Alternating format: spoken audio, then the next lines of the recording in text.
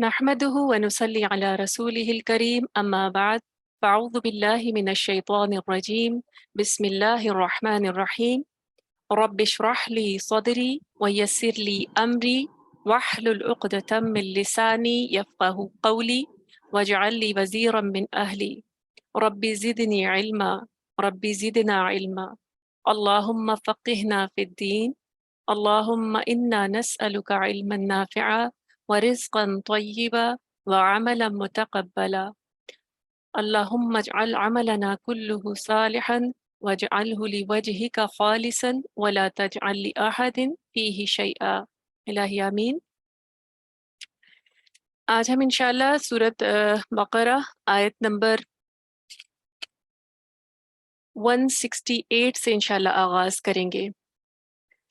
پیچھے ہم پڑھ رہے تھے، لاسٹ ٹائم ہم لوگوں نے دیکھا کہ اللہ سبحانہ و تعالیٰ نے پیچھے اپنی حقانیت کے، اپنی توحید کے، اپنی خالق ہونے کے جو دلائل ہیں وہ دیے، اور اس کے بعد اللہ سبحانہ و تعالیٰ نے وہ بہت سارے دلائل دینے کے بعد فرمایا کہ بہت سارے لوگ ایسے ہیں جو ان نشانیوں کو دیکھنے کے باوجود کیا کرتے ہیں؟ شرک کرتے ہیں، لوگوں کے ساتھ، لوگوں کو اللہ سبحانہ و تعالیٰ کے ساتھ شریک ٹھہرا لیتے ہیں۔ لیکن ساتھ ہی اللہ سبحانہ و تعالیٰ نے کیا فرمایا کہ ایمان والے جو ہیں وہ اللہ تعالیٰ کی جو محبت ہے اس میں شدید ہوتے ہیں، یعنی بہت شدت سے محبت کرتے ہیں، اور یہ شدت کی جو محبت ہے وہ انہیں ہر قسم کے شرک سے دور رکھتی ہے۔ وہ اپنا جو توکل ہے وہ اللہ تعالیٰ پر ہر حال میں قائم رکھتے ہیں، صرف اللہ ہی کو اپنا سہارا سمجھتے ہیں، صرف اللہ ہی سے دعائیں کرتے ہیں، صرف اللہ ہی کی طرف رجوع کرتے ہیں۔ تو یہ ہے شدید محبت کی نشانی۔ اگر میں اور آپ دعویٰ کرتے رہے نا کہ مجھے اللہ سے بڑی محبت ہے، لیکن اس کے بعد جیسے ہی کوئی مشکل پیش آئے میں کہیں اور چلی جاؤں، کسی اور کو اپنے دکھڑے سنانے بیٹھوں، یا کسی اور سے اپنی فریاد کروں، کسی اور کو سہارا سمجھوں، کسی اور کے پاس جا کر جو ہے وہ منتیں مرادیں ماننا شروع کر دوں، تو یہ اللہ سے محبت نہیں ہے۔ اللہ سے محبت کی عملی دلیل کیا ہے کہ ہم ہر حال میں اللہ پر اپنا توکل جو ہے وہ مضبوط رکھیں۔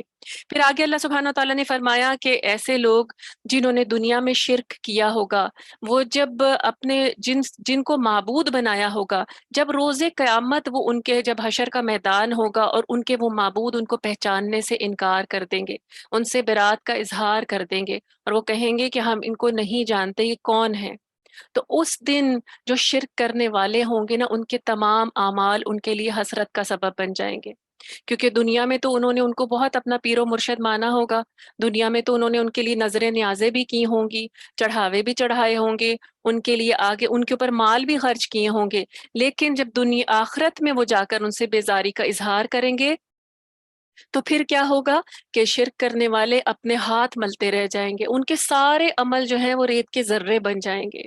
انہوں نے بظاہر تو یہی سوچا تھا کہ ایسے لوگوں کے پاس جا کر نظر نیاز کر دیں گے تو وہ اللہ سبحانہ و تعالیٰ کے آگے ان کی سفارش کر دیں گے، لیکن وہ دن ہوگا جس میں کوئی کسی کی اللہ کی مرضی کے بغیر سفارش نہیں کر سکے گا، تو پھر اس دن ان کے اعمال جو ہیں وہ ان کے لیے حسرت کا سبب بن جائیں گے۔ دیکھیں کتنی بڑی رائیگانی ہے، کتنا بڑا ضیاع ہے، کتنا بڑا لاس ہے کہ انسان وہاں پہنچے ساری زندگی گزار کر اور سوچتا رہے کہ میں بہت کچھ کر آیا، میں نے تو بہت زیادہ مال خرچ کیا کسی ایسے جگہ پر کہ میں نے یہ سوچ کر کہ فلاں فلاں جو ہے وہ مجھے اللہ سے بخشوا لیں گے، میری سفارش کر دیں گے، مجھے میری دعاؤں کو قبول فرما دیں گے، لیکن ہوگا کیا کہ اس دن وہ ان سے برات کا، بیزاری کا اظہار کر دیں گے ان کے معبود کہ ہم انہیں تو جانتے تک نہیں ہیں۔ تو اللہ سبحانہ و تعالیٰ ہمیں ایسی کسی بھی قسم کے شرک سے اور رائیگانی سے اور ہمارے اعمال کو حسرت میں بدلنے سے اللہ سبحانہ و تعالیٰ محفوظ رکھیں۔ اب یہاں سے آغاز ہوتا ہے آیت نمبر 168 کا۔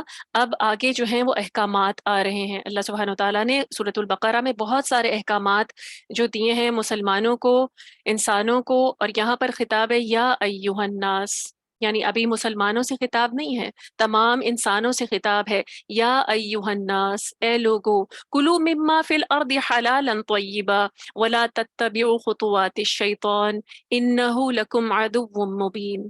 کیا فرمایا کہ اے لوگوں، یعنی اے انسانوں، بنی انسان سے خطاب ہے کہ اے لوگوں جو زمین میں ہو، حلال اور پاکیزہ چیزیں کھاؤ، اور وہی چیزیں کھاؤ جو حلال اور پاکیزہ ہیں، اور شیطان کے پیچھے نہ لگو، وہ تو تمہارا کھلا دشمن ہے۔ اب یہاں پر ہمیں سب سے پہلا حکم تمام بنی انسان، تمام بنی آدم کو دیا جا رہا ہے۔ ابھی کوئی ایگزمپشن نہیں ہے کہ مسلمان ہو، یہ ہو، وہ ہو، سب کو کہا گیا ہے۔ کیا کہا گیا ہے؟ کہ کھاؤ حلال اور طیب چیزیں۔ اب اللہ سبحانہ و تعالیٰ یہاں پر زور دے رہے ہیں حلال کے لیے۔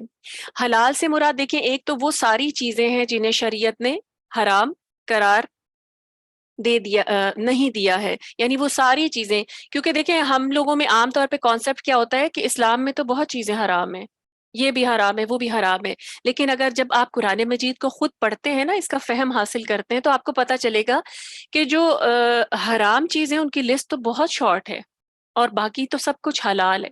یہ تو ہم ہی کبھی اپنی مرضی سے، کبھی کسی کی بات سن کر چیزوں کو بغیر فہم کے، کم علمی میں، نا عقلی میں ہم کیا کرتے ہیں کہ چیزوں کو حرام قرار دے دیتے ہیں۔ تو حلال سے مراد وہ ساری چیزیں ہیں جنہیں شریعت نے حرام قرار نہیں دیا۔ یہ تو وہ چیزیں ہو گئیں۔ اس کے علاوہ بھی دیکھیں کون سی چیزیں ہیں جو حلال ہیں۔ وہ ایسی تمام چیزیں جیسے انسان اپنے عمل سے حرام نہ بنا لے۔ اب یہ کیسے ہو سکتا ہے؟ دیکھیں کچھ حرام چیزیں آگے لسٹ آئے گی انشاءاللہ، لیکن اس کے علاوہ بھی ایسی چیزیں ہیں جو کہ اگر ہم اپنا عمل ایسا کریں تو وہ حلال چیزیں بھی حرام ہو جاتی ہیں۔ اب دیکھیں اس کی مثال ہے کہ جیسے چوری کی مرغی، ٹھیک ہے؟ اب دیکھیں چکن یا مرغی جو ہے یہ حلال ہے، لیکن اگر کوئی انسان چرا کر کھاتا ہے تو یہ اس کے لیے حرام ہے۔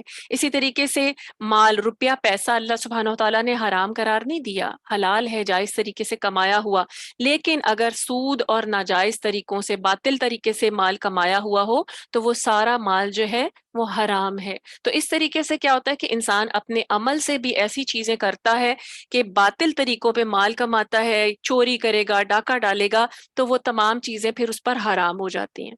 اور اس کے بعد یہاں پر اللہ سبحانہ و تعالیٰ نے خالی حلال نہیں کہا، کہا ہے حلالن طیبا۔ اب طیب کی بات ہو رہی ہے۔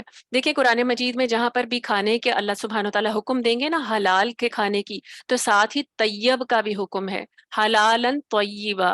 طیب کسے کہتے ہیں؟ طیب سے مراد ہے پاکیزہ چیزیں، وہ صاف ستھری چیزیں جو گندی، سڑی ہوئی، باسی، متعفن نہ ہو، جن سے ہماری جو صحت ہے اس کو کوئی نقصان نہ پہنچے۔ تو جہاں ہمیں حلال کھانے کی تاکید کی گئی ہے وہاں پاکیزہ چیزیں بھی کھانے کی تاکید کی گئی ہے۔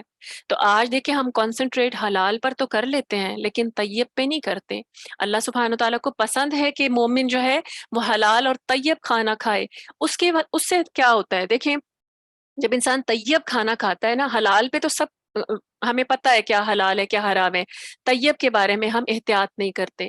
ایسی چیزیں جو جنک فوڈز ہیں یہ طیب میں نہیں آتے، یہ کیا کرتے ہیں انسان کو آہستہ آہستہ بیمار کرتے چلے جاتے ہیں۔ ان میں ذائقہ تو ہوتا ہے، طیب میں وہ ساری چیزیں آتی ہیں جن میں ذائقہ تو ہوتا ہے لیکن صحت نہیں ہوتی، جسے کھا کر انسان بیمار ہو جاتا ہے۔ تو آج دیکھیں ہم ٹیسٹ کانشیس ہو گئے، ہم ہیلتھ کانشیس نہیں رہے، ہم اپنے کھانے میں صرف ٹیسٹ کو تلاش کرتے ہیں یہ جانے بغیر، اور اگر ہمیں ڈاکٹرز ریسرچ ہمیں بتا بھی رہی ہوتی ہے کہ فلاں چیز جو ہے یہ نقصان دے گی، آپ سافٹ ڈرنکس کو دیکھ لیجئے، آپ ایسے رنگ برنگے مشروبات کو دیکھ لیجئے، یہ ساری چیزیں جو ہے وقتی مزہ تو دیتی ہیں لیکن یہ طیب کے زمرے میں نہیں آتی۔ اور کیونکہ طیب کیا ہوتا ہے، جب مومن طیب پر عمل کرتا ہے نا کہ حلال بھی اور طیب بھی کھائے گا، تو پھر اس کی صحت اس قابل ہوتی ہے کہ وہ اپنے اللہ کی، اپنے رب کی اطاعت بھی بہتر کر سکے اور اس کی عبادت بھی بہتر کر سکے۔ تو جب انسان جو ہوتا ہے طیب کو جو ہے نا وہ چھوڑ دیتا ہے اور پھر ایسی چیزیں کھاتا ہے، تو آپ دیکھیں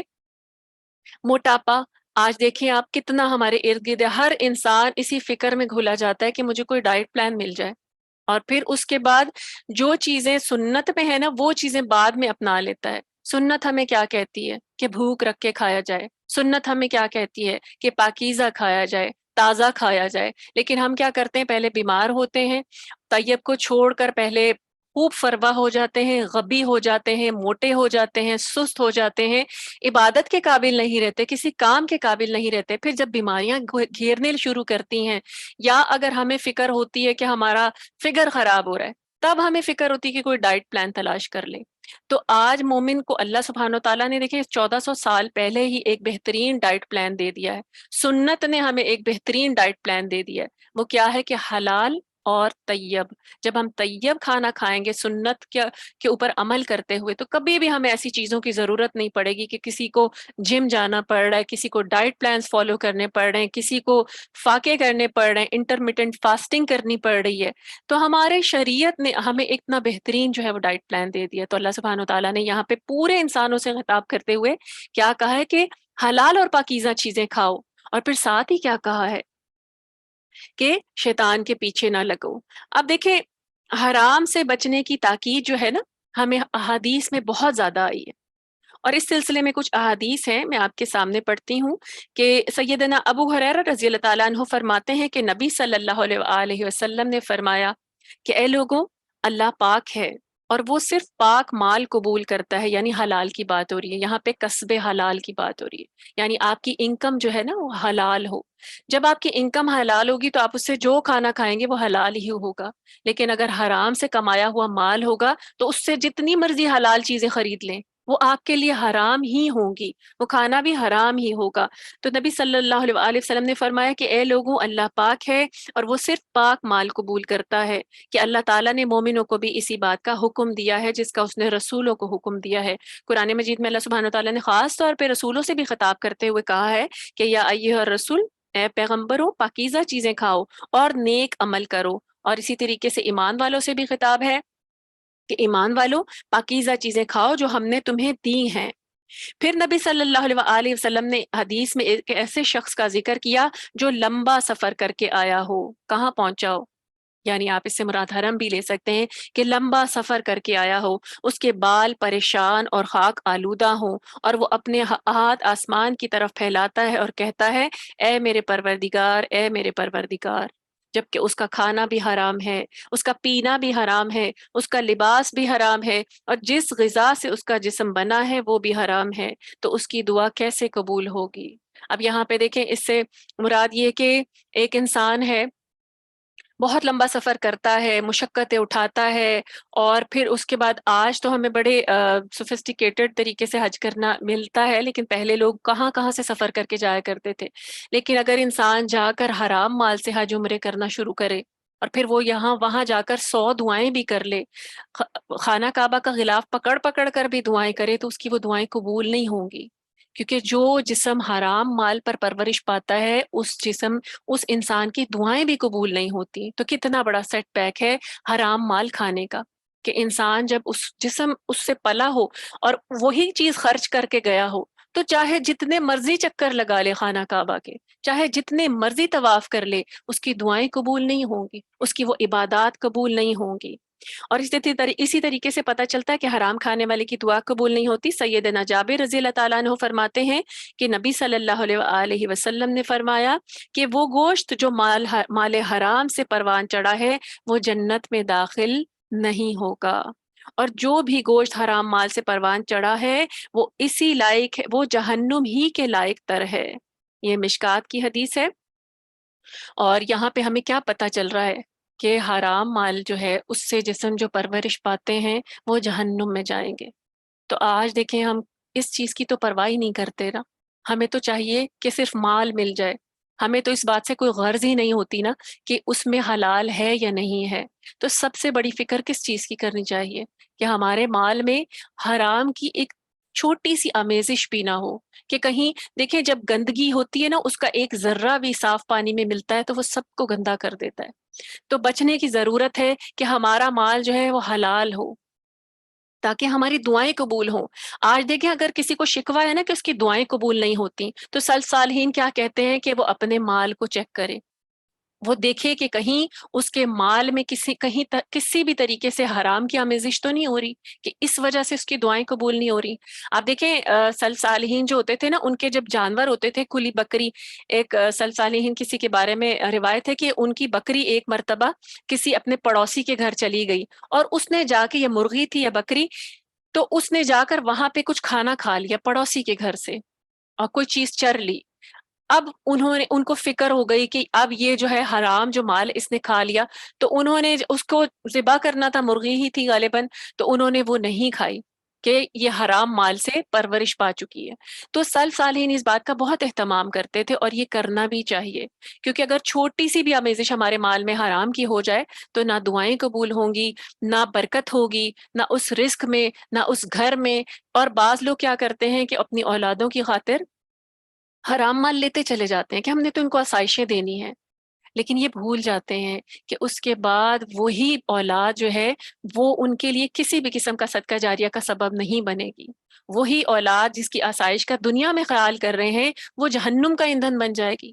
اور انسان کیا کرتا ہے، اپنی اولاد کے لیے حرام مال کما کما کر چلے جاتا ہے، وہ اولاد بھی کسی قابل نہیں ہوتی کہ بعد میں ان کے لیے صدقہ جاریہ کا سبب بنے، اور پھر وہ انسان اپنی اولاد کے لیے حرام کما کر خود جہنم کا ایندھن بن جاتا ہے۔ تو سوچنے کی بات ہے، اللہ سبحانہ وتعالیٰ نے تاکید کی ہے کہ حلال کھاؤ، حرام سے بچو۔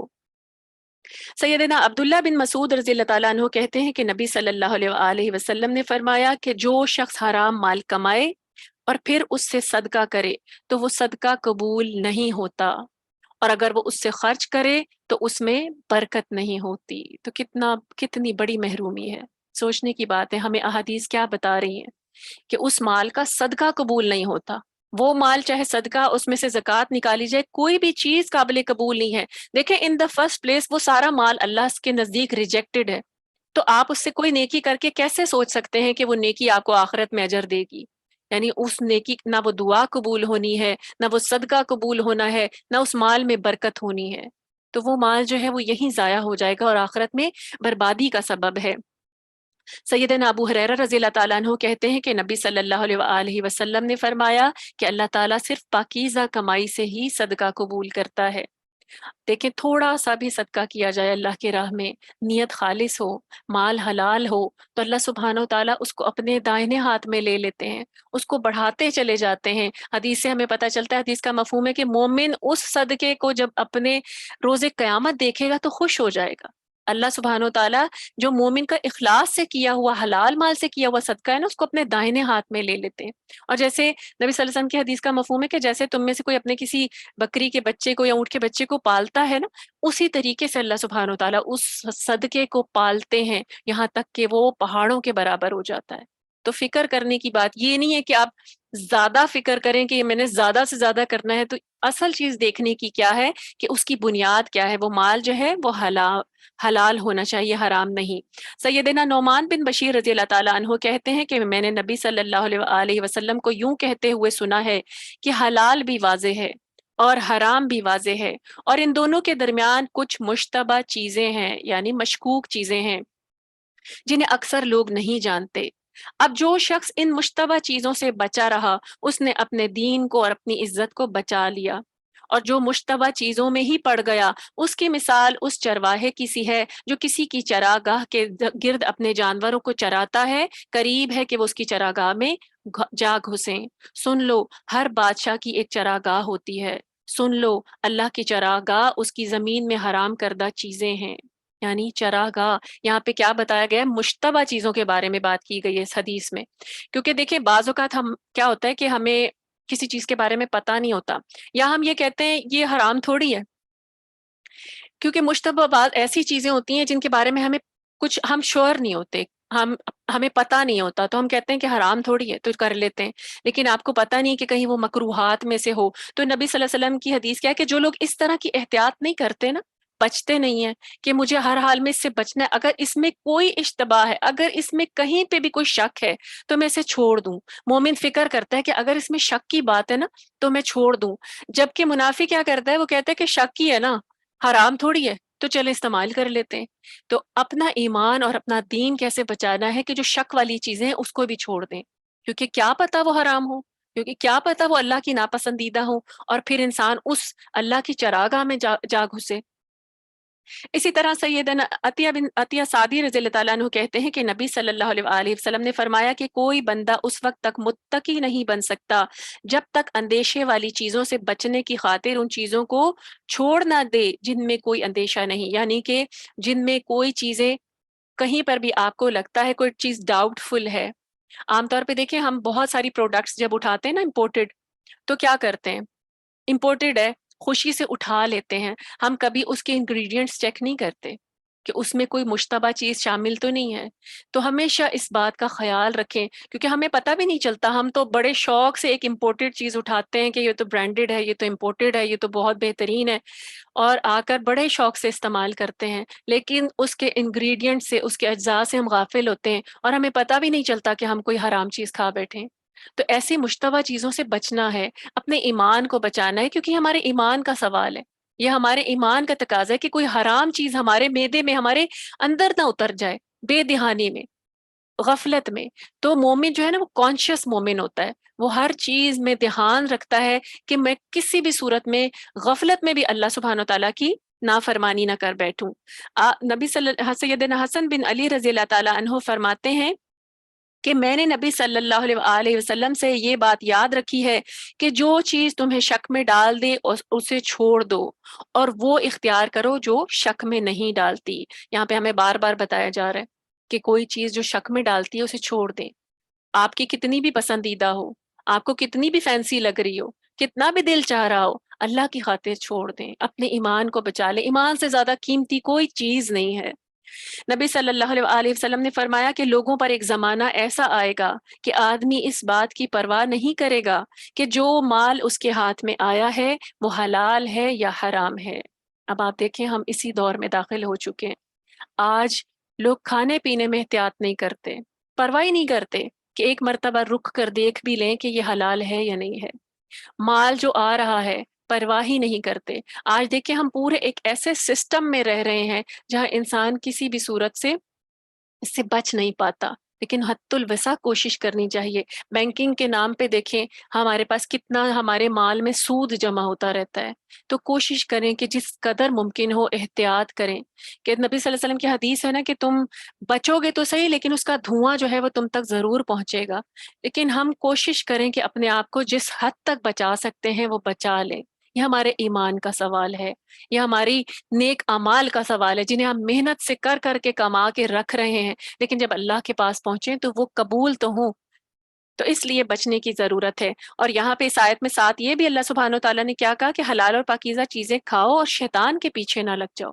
اب دیکھیں حلال اور پاکیزہ چیزیں کھانے سے ڈسٹریکٹ کون کرتا ہے؟ شیطان. تو اللہ تعالیٰ نے کیا کہا؟ وہ تمہارا کھلا دشمن ہے. کھلا دشمن کیسے ہے؟ دیکھیں قرآن مجید میں ہمیں بار بار قرآن مجید میں ترجمے میں کئی مقامات پر اس واقعے کا ذکر ہے جب اللہ سبحانہ و تعالیٰ نے حضرت آدم علیہ السلام کو تخلیق کیا اور پھر ابلیس کو سجدہ کرنے کا حکم ہوا اور اس نے سجدہ نہیں کیا، اپنے آپ کو برتر جانا، تکبر کا اظہار کیا، اور وہیں سے وہ انسان کا، حضرت آدم کا اور بنی آدم کا دشمن ہو گیا. دشمنی اس نے وہاں بھی نکالی تھی، ان کو وہاں سے اتروا کے دم لیا، اور وہ دشمنی یہاں پر بھی نکال رہا ہے. اس نے اللہ سے مہلت لی ہوئی ہے. اور وہ سب سے زیادہ انسان کو کہاں غارت کرتا ہے؟ ہمارے اعمال کو کہاں ختم کرتا ہے؟ ہمیں حرام میں الجھا کے، ہمیں پاکیزہ سے دور کر کے، کہ ہم حرام اور پاکیزہ جو ہے اس سے یعنی حرام میں بھی پڑ جائیں اور پاکیزہ سے بھی دور ہو جائیں. تو یہاں شیطان کے پیچھے چلنے سے مراد یہ ہے کہ جو چیزیں اللہ نے حرام نہیں کی انہیں بھی حرام نہ سمجھ لو. کیونکہ دیکھیں ایک اور چیز بہت اہم ہے، اللہ تعالیٰ نے حرام کی ایک لسٹ دی ہے اور جو بہت مختصر سی ہے. اس کے علاوہ اگر ہم اپنے اوپر کوئی چیز حرام کرتے ہیں تو یہ بھی بہت گناہ کی بات ہے، کیونکہ اللہ تعالیٰ نے بہت ساری چیزیں، یہ سارا رزق ہمارے لیے وافر ہمارے لیے پیدا کیا ہے، اور ہم کیا کرتے ہیں؟ نہیں میں نے یہ نہیں کھانا، میں نے تو یہ کبھی، اور پھر مجھے پسند نہیں ہے، اس کے بعد ساری زندگی ہم اس چیز کو کبھی ٹیسٹ تک نہیں کرتے کہ یہ مجھے پسند نہیں ہے، میں نے نہیں کھانا. تو اس طریقے سے ہم اللہ کی حلال کردہ چیزوں کو بھی حرام سمجھ لیتے ہیں. اب مشرکین مکہ کی مثال ہے اس میں کہ وہ کیا کرتے تھے، مشرکین مکہ یا مشرکین عرب، وہ بتوں کے نام پر کچھ جانور جو تھے نا وہ چھوڑ دیا کرتے تھے، ہبا کر دیتے تھے، یعنی ان کو ایسے ہی چھوڑ دیا، اور پھر ان جانوروں کا گوشت کھانا یا ان سے کسی بھی قسم کی بار برداری کرنا، ان کے اوپر سواری کرنا یا نفع اٹھانا حرام سمجھتے تھے، یا اس کے علاوہ کچھ مخصوص کھانے اپنے لیے حرام کر لیتے تھے. تو یہاں پر بھی یہی اسی سے مراد ہے کہ کسی ایسی چیز کو جسے اللہ نے حلال کیا ہے ہمارے لیے کبھی بھی جائز نہیں ہے کہ ہم اسے حرام قرار دے دیں. اب دیکھیں جیسے یہود ہے نا، انہوں نے سود کو حلال قرار دے لیا تھا، اور وہ کیا کرتے تھے کہ جو امی ہے نا ان کا کھانا جو ہے اس کو جائز سمجھتے تھے، اور اس کو جائز سمجھتے تھے، کیونکہ حلال اور حرام قرار دینے کے تمام اختیارات اللہ کے پاس ہیں، اس لیے میرے اور آپ کے پاس کوئی اختیار نہیں ہے کہ میں اور آپ اپنے طور پہ ڈیسائیڈ کر سکیں کہ یہ کھانا ٹھیک ہے، یہ کھانا ٹھیک نہیں ہے، یہ حلال ہے، یہ حرام ہے۔ نبی صلی اللہ علیہ وسلم نے یہ بھی فرمایا کہ قیامت کے قریب میری امت میں کچھ ایسے لوگ پیدا ہوں گے جو شراب کا کوئی اور نام رکھ کر اسے حلال بنا لیں گے۔ یہ بخاری کی حدیث ہے۔ تو آج بھی دیکھیں، شراب کی طرح طرح کی چیزیں اسے طرح طرح کی ڈرنکس میں ملا کر حلال کیا جا رہا ہے۔ یہ سب چیزیں اب ہمارے مشاہدے میں آ رہی ہیں، ہم اس دور میں داخل ہو چکے ہیں۔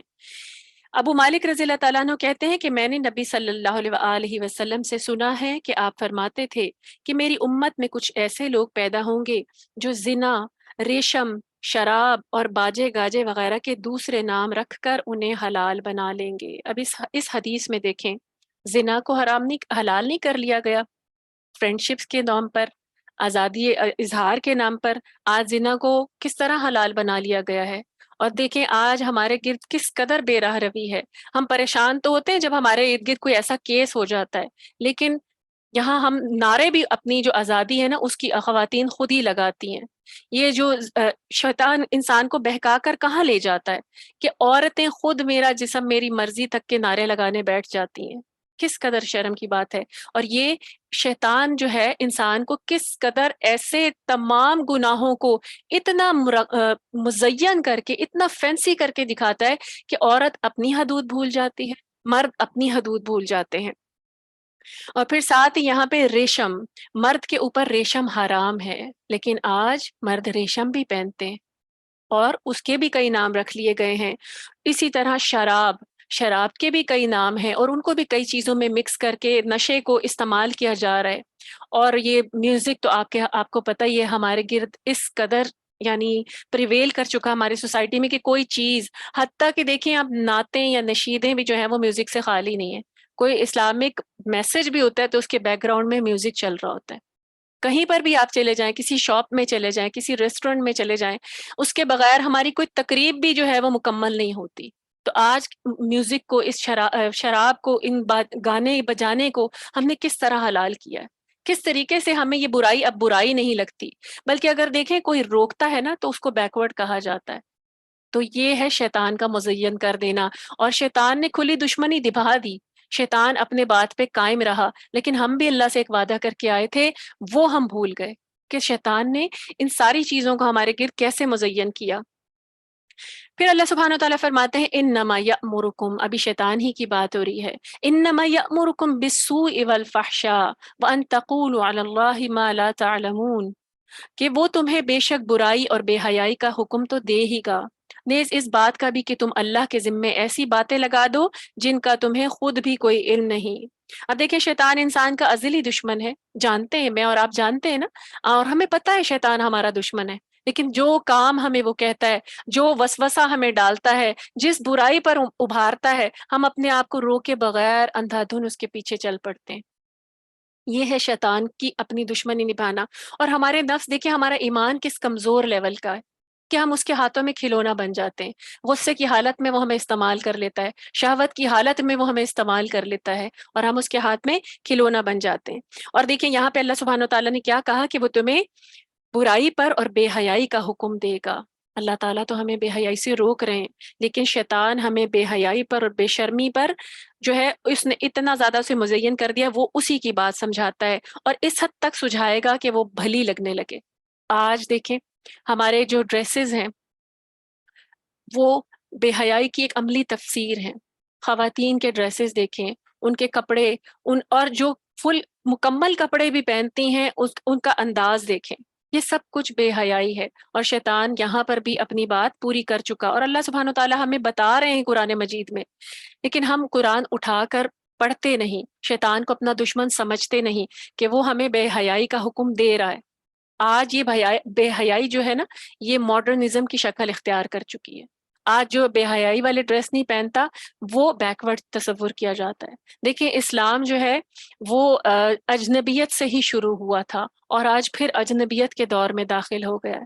لیکن آج ایسے اجنبیوں کو نبی صلی اللہ علیہ وسلم نے خوشخبریاں دی ہوئی ہیں کہ فطوبى للغرباء، کہ جو آج اجنبی، جب اسلام اجنبی ہو جائے گا، اس دور کے اجنبیوں کے لیے خوشخبری ہے. یعنی آج جو اسلام کو مضبوطی سے تھام لیتا ہے، اس بے حیائی سے بچتا ہے، اس کے لیے خوشخبری ہے. اور یہاں پہ بات کی جا رہی ہے کہ انہوں نے، اللہ سبحانہ وتعالیٰ فرما رہے ہیں کہ وَأَن تَقُولُوا عَلَى اللَّهِ مَا لَا تَعْلَمُونَ، کہ تم اللہ پر بھی ایسی باتیں کہو، شیطان تمہیں وہ حکم دے گا کہ تم اللہ کے بارے میں بھی ایسی ہی باتیں کہو جو جن کا تمہیں علم ہی نہیں ہے. یعنی خود ساختہ رسمیں بنا لو، پابندیاں بنا لو، اور ان کے متعلق پھر ایسا تاثر دو کہ یہ اللہ ہی کا حکم ہے. تو آج ایسا ہی کر رہے ہیں ہم.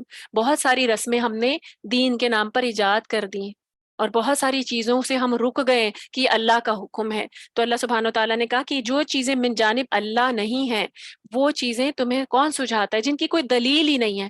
وہ شیطان کا کام ہے. تو ہمارے لیے کیا، ہم شیطان کے اس وار سے، اس کی دشمنی سے کیسے بچ سکتے ہیں؟ میں اور آپ جب قرآن اٹھا لیتے ہیں نا، اس کا فہم حاصل کر لیتے ہیں، تو ہمیں دشمن کی اور دوست کی پہچان ہو جاتی ہے، حق اور باطل کی پہچان ہو جاتی ہے، صحیح اور غلط کی پہچان ہو جاتی ہے. تو یہ فرقان ہے کہ یہ پھر ہمیں پتہ، ہمیں بالکل ادراک ہو جاتا ہے کہ میرا اور آپ کا دشمن شیطان ہے، اور اس سے بچنا کیسے ہے. یہ طریقہ بھی اللہ سبحانہ وتعالیٰ نے ہمیں اس کتاب میں بتا دیا ہے. پھر فرمایا وَإِذَا قِيلَ لَهُمُ اتَّبِعُوا مَا أَنزَلَ اللَّهُ قَالُوا بَلْ نَتَّبِعُ مَا أَلْفَيْنَا عَلَيْهِ آبَاءَنَا. اور جب ان کفار اور مشرکین سے کہا جاتا ہے کہ اس چیز کی پیروی کرو جو اللہ نے نازل کی ہے، تو پھر یہ کہتے ہیں کہ ہم تو اسی طریقے کی پیروی کریں گے جس پر ہم نے اپنے آباء و اجداد کو پایا ہے. کیا بھلا اگر ان کے آباء و اجداد کچھ سمجھتے ہی نہ ہوں، اور وہ نہ وہ راہ ہدایت پر نہ ہوں، تو پھر کیا پھر بھی یہ لوگ انہی کی پیروی کریں گے؟ اب دیکھیں کتنا بڑا فیکٹ جو ہے نا یہاں پہ بتایا جا رہا ہے کہ اپنے آباء و اجداد کی جو اندھی تقلید ہے، اللہ سبحانہ و تعالیٰ یہاں اس کی مذمت کر رہے ہیں کہ جو کفر شرک کرنے والے ہیں نا، نبی صلی اللہ علیہ وآلہ وسلم بھی جب آئے اور لوگوں کو اسلام کی دعوت دی، توحید کی دعوت دی، تو مشرکین نے کیوں نہیں مانا؟ آپ دیکھیں، وہ سب جانتے تھے کہ نبی صلی اللہ علیہ وآلہ وسلم صادق بھی ہیں، امین بھی ہیں. وہ انسان جو 40 سال تک ان کے درمیان سچ بولتا آ رہا ہے، جس کو وہ خود اپنے منہ سے صادق کہتے تھے، ان کی اس سچائی پہ شک کیوں کیا؟ کیوں اسلام نہیں لے کے آئے؟ پہلا عذر کیا تھا کہ ہم اپنے باپ دادا کا مذہب نہیں چھوڑ سکتے، ہم اپنے باپ دادا کا طریقہ نہیں چھوڑ سکتے، ہم نے تو اسی طریقے پہ انہیں پایا. تو اللہ سبحانہ وتعالیٰ یہاں پوچھ رہے ہیں کہ کیا اگر ان کے باپ دادا صحیح طریقے پر نہ ہوں تب بھی وہ حق کو نہیں مانیں گے؟ تب بھی وہ صرف آنکھیں بند کر کے اپنے باپ دادا کے طریقوں پر ہی چلتے رہیں گے؟ تو دیکھیں یہاں پر اندھی تقلید جو ہے نا، اپنے آباء و اجداد کی اندھی تقلید، وہ گمراہی کا بہت بڑا سبب ہو سکتی ہے. اللہ سبحانہ و تعالیٰ نے کسی ایک خاندان کے ایک سربراہ کو خالی دماغ دے کے نہیں بھیجا، عقل دے کے نہیں بھیجا. اللہ نے ہر انسان کو عقل اور دل دیا ہے، شعور دیا ہے، تاکہ وہ فیصلہ کرے، خود دیکھے کہ حق کیا ہے. تو انسان جو ہے وہ اپنے آباء و اجداد سے اور بزرگوں کی عقیدت سے، ہوتا کیا ہے کہ اپنے بزرگوں کی، اپنے بڑوں کی عقیدت کی وجہ سے انسان یہ سوچنے کی زحمت بھی نہیں کرتا کہ ان سے بھی کوئی غلطی ہو سکتی ہے. ہو سکتا ہے کہ وہ بھی غلط طریقے پر ہوں، ہو سکتا ہے کہ وہ غلط چل رہے ہوں. تو اسی لیے اللہ تعالیٰ نے قرآن مجید میں بے شمار مقامات پر تقلید آباء و اجداد کی تقلید کی مذمت فرمائی ہے، اور اسے بھی شرک قرار دیا ہے. کیونکہ دیکھیں، آباء کا کوئی بھی عمل، ہمارے آباء و اجداد کا، ہمارے والدین کا، فور فادرز کا کوئی بھی عمل، وہ شریعت کی دلیل نہیں ہے. یعنی اب مجھے کیا پتا میرے والدین یا میرے پیرنٹس یا میرے انسیسٹرز، میرے آباء و اجداد کیا کیا کرتے رہے، اس میں سے کیا حق ہے، کیا غلط تھا، کیا صحیح تھا. تو فیصلہ کس نے کرنا ہے؟ فیصلہ ہر انسان نے خود کرنا ہے. کیونکہ دیکھیں، انسان آیا بھی اکیلے ہے اور اس نے جانا بھی اکیلے ہے، اور اللہ اپنی قبر میں بھی اکیلے جا کر اپنے سوالوں کا جواب دینا ہے، اور اللہ کو بھی حق کا جواب جو ہے نا اپنے جا کر خود دینا ہے. سوالات کے جواب خود دینے ہیں، اپنے اعمال کا جواب دے خود ہونا ہے. تو کیوں اندھی تقلید کے ذریعے اپنی آخرت برباد کر لی جائے؟ کیوں یہ اس چیز میں نہ، اس چیز کو اپنے شعور سے نہ جانچا جائے کہ کیا یہ میرے آباء و اجداد صحیح کر رہے تھے یا نہیں کر رہے تھے؟ اب دیکھیں، مشرکین مکہ بتوں کی پوجا کرتے تھے، اس کی کوئی دلیل نہیں تھی. ایک اپنے ہاتھ کا بنایا ہوا بت کسی وقت بھی خواہ اس کو توڑ دیا جائے، اس کے آگے جھک رہے ہیں، چڑھاوے چڑھا رہے ہیں، اگر وہ ذرا سی بھی عقل رکھتے.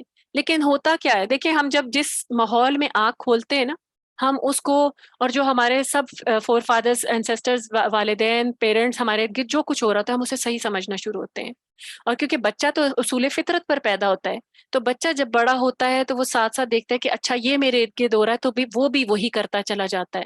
لیکن جب ہر انسان کو اللہ تعالیٰ پھر ایک ایسی عمر تک لے کر آتا ہے جب اس کا اپنا شعور جو ہے وہ مکمل ہو جاتا ہے، اب یہی ٹائم ہوتا ہے پھر انسان کے اعمال جو ہیں وہ درج کیے جانے لگتے ہیں. اب اس کے لیے ایک پورا میدان ہوتا ہے. اب آپ دیکھیں ہمارے سامنے کیا نمونہ نہیں ہے حضرت ابراہیم علیہ السلام کا، جن کے گھر میں بت بنائے جاتے تھے، جن کے گھر میں شرک کیا جاتا تھا، جن کے گھر میں بتوں کی پوجا ہوتی تھی.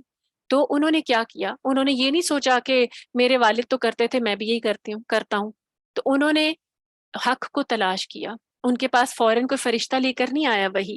تو دیکھیں آباء و اجداد کا کوئی بھی عمل ہمارے لیے شرعی دلیل نہیں ہونا چاہیے، اور نہ ہی ہے.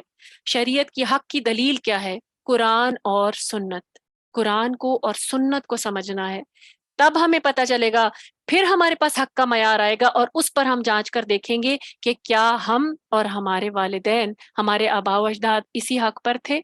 اگر وہ اسی حق پر ہیں تو بالکل پیروی کیجیے ان کی، لیکن اگر وہ حق پر نہیں ہیں تو خود بھی حق پر آ جائیں اور ان کو بھی حق پر لے کر آئیں، ان تک بھی یہ علم، ان تک بھی یہ روشنی پہنچائیں. تو یہ ہم ہر ایک کا کام ہے کہ اندھی تقلید شروع نہ کر دے. دیکھیں انسیسٹرز کیا، والدین کیا، پیرنٹس کیا، فیملیز کیا، ہم ارد گرد بھی کوئی ایسی چیز دیکھتے ہیں اسے تھوڑا سا متاثر ہوتے ہیں.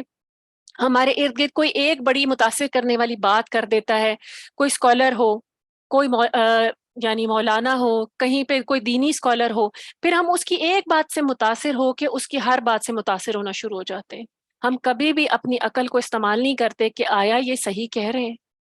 کبھی بھی قرآن کو اٹھاتے نہیں، کبھی بھی حدیث کو کھولتے نہیں. ہم نے اپنا مذہب، اپنا دین، اپنا ایمان، اپنی آخرت جو ہے ان سب کے حوالے کر دیا. تو یہاں اللہ سبحانہ و تعالیٰ کیا کہہ رہے ہیں کہ کیا بھلا اگر ان کے آباء و اجداد حق پر نہ ہو تب بھی یہ ان کی باتیں مانیں گے؟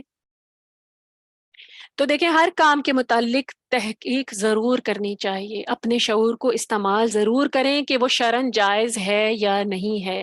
شریعت کی رہنمائی لوگوں سے نہیں لینی، شریعت کی رہنمائی قرآن اور سنت سے لینی ہے، اللہ سبحانہ و تعالیٰ سے لینی ہے. اللہ کا کلام ہے، اس سے لیجئے رہنمائی. نبی صلی اللہ علیہ وسلم کی سنت احادیث ہیں، اس سے لیجئے رہنمائی. اور پھر دیکھیے کہ حق کا معیار کیا ہے. اگر کوئی آپ کے انسیسٹرز، آپ کے باپ دادا سے کوئی غلط کام، کسی کے باپ دادا سے کوئی غلط کام ہو گیا ہے تو پھر کیا ہوتا ہے؟ جب اندھی تقلید ہوتی ہے تو وہ غلطی نسل در نسل چلتی چلی جاتی ہے، پشت در پشت چلتی جاتی ہے. وہ غلط کام جنریشنز ٹو جنریشنز منتقل ہوتا رہتا ہے. تو کرنے کا کام کیا ہے کہ خود سے قرآن پڑھیں، خود سے سنت نبی صلی اللہ علیہ وسلم کی احادیث کا مطالعہ کریں، اپنے شعور کو بیدار کریں، کیونکہ آخرت کا سودا ہے، وہ ہمیشہ کی زندگی ہے. اس کو یوں ہی آنکھیں بند کر کے ہم نے جو ہے دوسروں کے حوالے نہیں کر دینی، خود سے قرآن سمجھنا ہے. تو یہ ہے بیسیکلی قرآن کو سمجھنے کی اہمیت جو ہے نا وہ یہی ہے کہ ہم کہیں کسی غلط پیروی نہ کرتے جائیں، غلط تقلید نہ کرتے چلے جائیں.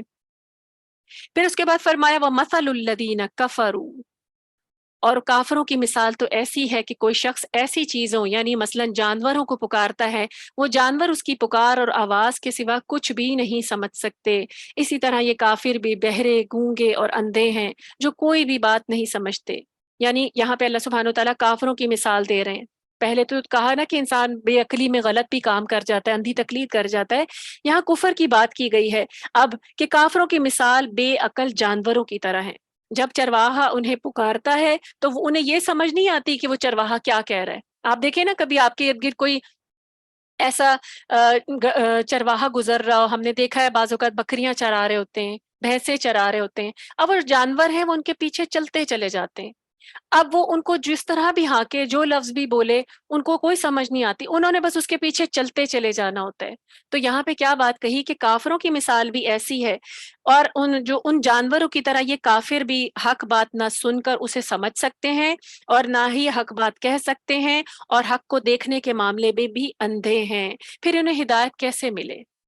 دیکھیں جب ہدایت کے ہمیں اللہ سبحانہ و تعالیٰ نے آنکھیں، کان، دل، شعور، عقل سب کچھ دے دیا، تو پھر اگر ہم نہ سمجھیں تو پھر انسان کو اور کون سا ذریعہ ہو کہ اس کو ہدایت ملے؟ اللہ نے ہم سب کی ہدایت کا سامان قرآن بھی نازل فرما دیا، مکمل رہنمائی، اگر پھر بھی ہم رہنمائی حاصل نہ کریں تو پھر کیا، ہماری مثال جو ہے وہ انہی جانوروں جیسی ہے۔ پھر فرمایا یا ایھا الذین آمنو، اب ایمان والوں سے خطاب ہے، مجھ سے اور آپ سے خطاب ہے۔ یا ایھا الذین آمنو کلوا من طیبات ما رزقناکم واشکروا للہ ان کنتم ایاہ تعبدون۔ اب یہاں پہ کیا خطاب کیا گیا کہ اے ایمان والو، اگر تم اللہ ہی کی عبادت کرنے والے ہو تو جو پاکیزہ چیزیں ہم نے تمہیں کھانے کے لیے دی ہیں سے وہی کھاؤ اور اللہ کا شکر ادا کرو۔ اب دیکھیں پیچھے خطاب تمام لوگوں سے تھا، تمام خطاب عوام الناس سے تھا، اب اس آیت میں مومنوں کو تاکید کی جا رہی ہے کہ کھاؤ، پاکیزہ چیزیں کھاؤ، اور ساتھ ہی ایک اور تاکید کیا کی جا رہی ہے مجھے اور آپ کو، تمام مومنوں کو، کہ جب کھاتے ہو تو اللہ کا شکر بھی ادا کرو۔ کیوں؟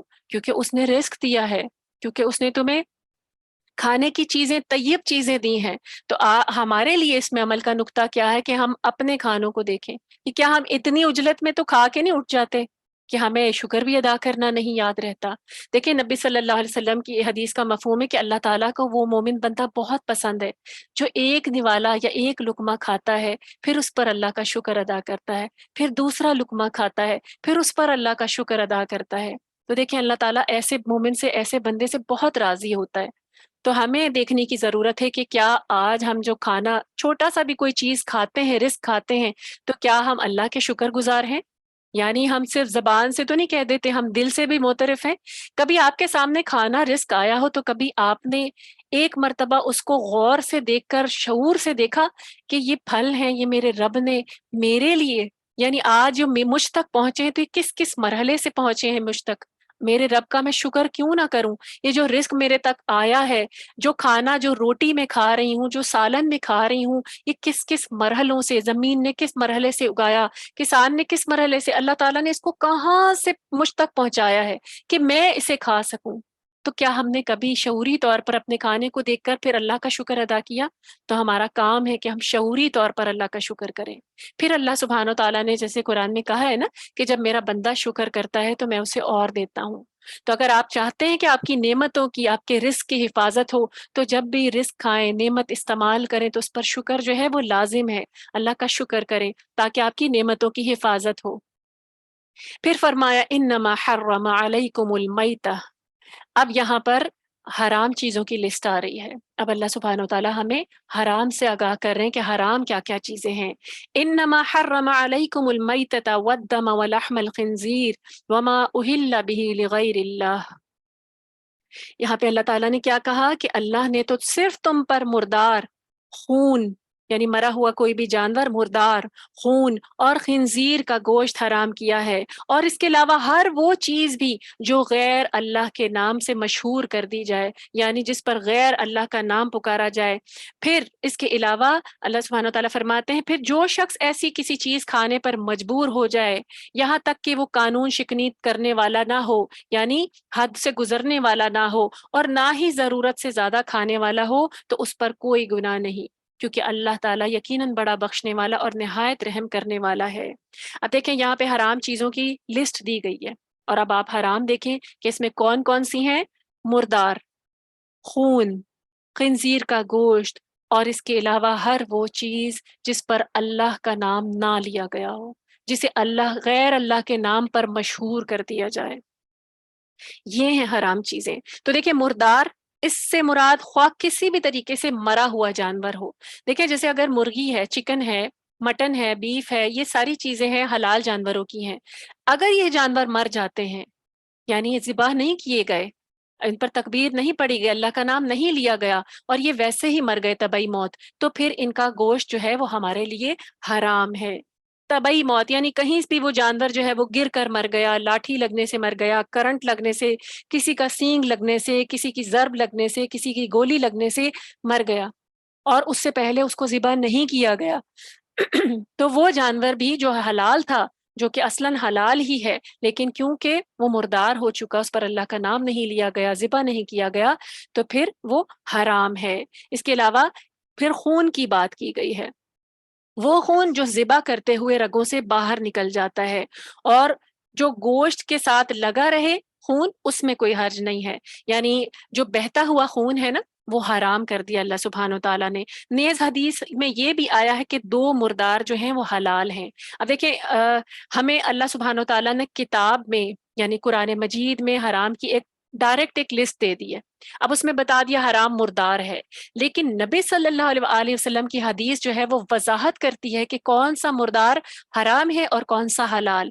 تو صرف دو طرح کے مردار جو ہیں وہ حلال ہیں، ایک ہے مچھلی اور ایک ہے ٹڈی۔ یہ دونوں چیزیں جو ہیں، مچھلی دیکھیں سمندر میں سے آپ باہر نکالتے ہیں، دریا میں سے، نہر میں سے، تو وہ مر جاتی ہے، تو اب تو وہ مردار ہے، لیکن سمندر کا جتنا بھی مردار ہے وہ اللہ سبحانہ تعالیٰ نے حلال کر دیا ہوا ہے۔ اس کے علاوہ ٹڈی، یہ بھی ایک خاص قسم کا جو ہے بڑے جو ہے نا لوکاسٹ قسم کی یہ جو چیزیں ہوتی ہیں، ان کا بھی گوشت کھایا جاتا ہے، تو یہ مردار ہوں تو یہ بھی حلال ہیں، جھینگے جو نکلتے ہیں۔ اس کے علاوہ دو خون بھی نبی صلی اللہ علیہ وسلم کی حدیث سے ہمیں رہنمائی ملتی ہے، باقی سارے خون، بہتا ہوا خون جو ہے وہ حرام ہے، دو قسم کے خون حلال ہیں۔ وہ کون سا ہے؟ نمبر ایک کلیجی، اور نمبر دو تلی، جو منجمد خونی ہوتا ہے۔ یعنی دیکھیں کلیجی جو ہے، جو ہم بکرے کی جو بھی کھائی جاتی ہے کلیجی، آپ دیکھیں یہ بیسیکلی خون ہی ہوتا ہے، لیکن یہ جم چکا ہوتا ہے، یہ ایک فارم، ایک آرگن کی شکل میں جم چکا ہوتا ہے۔ اللہ تعالیٰ نے اس کو خون کی شکل میں ہی رکھا ہے لیکن جمع ہوا، تو یہ حلال ہے۔ اس کے علاوہ تلی بھی، یہ مشکات کی حدیث ہے۔ اب ہمیں تیسری چیز بتائی گئی ہے خنزیر کا گوشت۔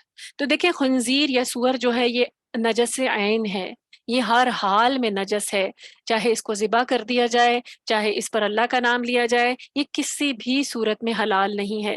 اس کا نہ صرف گوشت کھانا حرام ہے، بلکہ اس کی کسی بھی زندہ یا مردہ، اس کی کسی چیز سے بھی کسی قسم کا کوئی فائدہ اٹھانا، خواہ اس کی چربی ہو، خواہ اس کی کھال ہو، خواہ اس کے جسم کا کوئی بھی حصہ ہو، اس کی کسی بھی قسم کی کوئی فیٹ ہو، اس کے کہیں سے بھی کوئی آپ دیکھیں نا ہمارے باہر امپورٹڈ پروڈکٹس میں اس کی کھال کے پروڈکٹس بنے ہوتے ہیں، بیگز بنے ہوتے ہیں، کہیں جوتوں میں بھی استعمال ہو جاتی ہے، تو اس کا کوئی بھی چیز کسی بھی صورت میں استعمال کرنا جو ہے وہ حرام ہے، منع ہے، کیونکہ بہت نجس عین قسم کا جانور ہے۔ اس کی ڈیٹیل کا تو ٹائم نہیں ہے، لیکن ابھی کبھی آپ ریسرچ میں دیکھیں کہ یہ حرام اللہ نے کیوں کیا ہے، اللہ ہی کی تخلیق ہے۔ لیکن دیکھیں اللہ سبحانہ و تعالیٰ نے اپنی بہت ساری تخلیقات میں بہت ساری چیزوں سے ہمیں روکا بھی ہے، مقصد کیا ہے؟ اب ہم یہ سوچیں کہ یہ تو اللہ کی ہی تخلیق ہے، پھر منع کیوں اللہ نے کر دیا؟ جانور تو اللہ نے ہی پیدا کیا ہے، لیکن اللہ تعالیٰ ہماری اطاعت بھی دیکھنا چاہتے ہیں۔ بہت ساری چیزیں مختلف مصرف کے لیے پیدا کی گئی ہیں، لیکن ان کو پھر ہمارے لیے حلال نہیں کیا گیا، تو مقصد جو ہے وہ کہ اللہ کی اطاعت ہے۔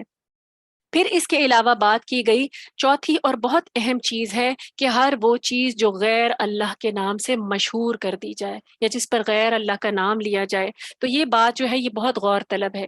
پہلی تین چیزیں تو بہت واضح ہیں نا، تو دیکھیں ہر وہ چیز جو اللہ کے علاوہ کسی کے دوسرے کے نام پہ مشہور کر دی جائے، عام طور پہ تو یہ سمجھا جاتا ہے کہ جس جانور پر ذبح کرتے ہوئے اللہ کے سوا کسی اور کا نام لے لیا جائے صرف وہی حرام ہوتا ہے۔ یعنی اگر فرض کریں کوئی جانور ہے، کیا تو ذبح جا رہا ہے لیکن کسی اور کا نام لے لیا تو ڈیفینیٹلی وہ حرام ہوگا۔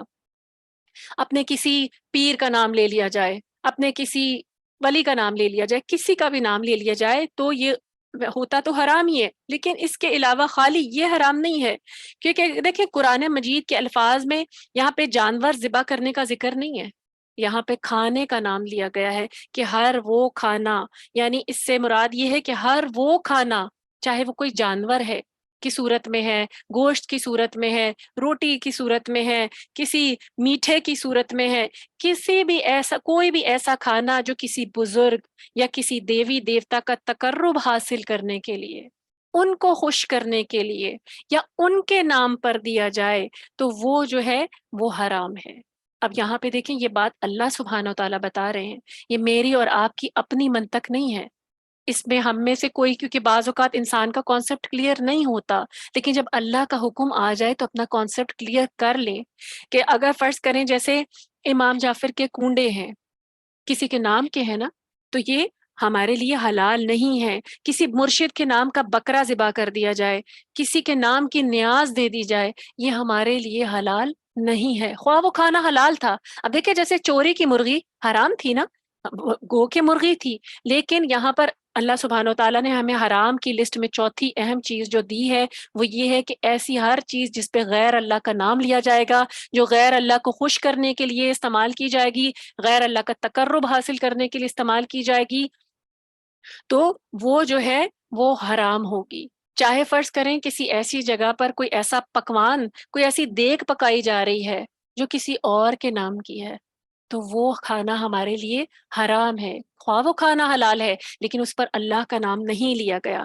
تو ایسے کھاتے ہوئے بہت احتیاط کی ضرورت ہے کہ آپ جب ایسی کوئی چیز دیکھیں تو آپ اس اللہ کے حکم کو ضرور یاد کریں کہ اللہ کا حکم ہے کہ ہر وہ کھانا یہاں صرف جانور کی بات نہیں ہو رہی، ہر وہ کھانا جو ہے وہ ایسا جو ہے وہ حلال نہیں ہے جس پہ غیر اللہ کا نام لیا جائے، جو کسی غیر اللہ کے تقرب کے لیے غیر اللہ کے نام کی نیازیں دی جائیں، یہ سارے کھانے جو ہیں وہ حلال نہیں ہیں۔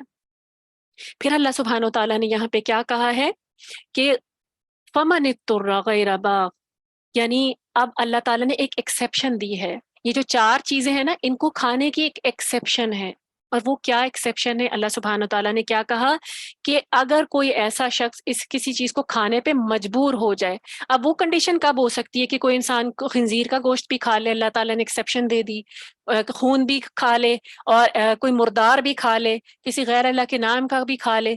یہ کنڈیشن صرف تب ہوتی ہے جب انسان مجبور ہو کہ اگر وہ نہیں کھائے گا تو وہ مر جائے گا، یعنی اس کے پاس حلال کھانا کہیں سے بھی میسر نہیں ہے۔ تو عام طور پہ یہ صورتحال کہیں کوئی انسان کسی جنگل میں، کسی صحرا میں ہو، پہلے لوگ سفر کیا کرتے تھے، تو اگر وہاں پر کھانا اویلیبل نہیں ہے حلال کھانا، اور پھر کہیں سے کسی انسان کو کسی صحرا میں وہ جا رہا ہے، اس کو کہیں مردار نظر آ گیا ہے، اب وہ کیا وہ یہ کرے کہ نہیں مردار ہے تو پہنے تو نہیں کھانا، خواہ میں خود مر جاؤں؟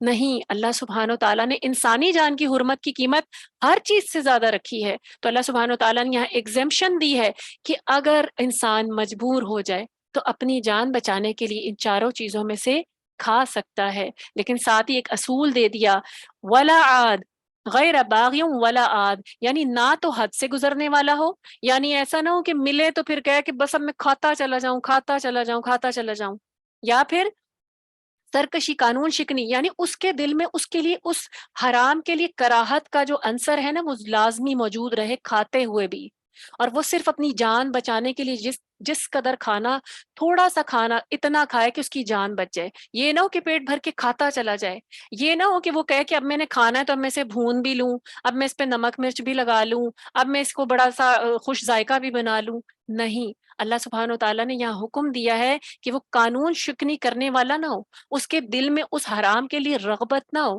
اس کے دل میں اس حرام کے لیے کھانے کی چاہت نہ ہو، وہ صرف یہ سوچے کہ میں نے اپنی جان بچانی اور اللہ کا حکم ہے۔ اور آپ دیکھیں اگر انسان وہ وہاں پر اپنی جان بچانے کے لیے نہیں کھاتا، یعنی اپنی جان کو خطرے میں ڈال دیتا ہے، اور پھر اس وقت وہ بھوک سے مر جاتا ہے، تو یہ خودکشی کے زمرے میں آئے گا۔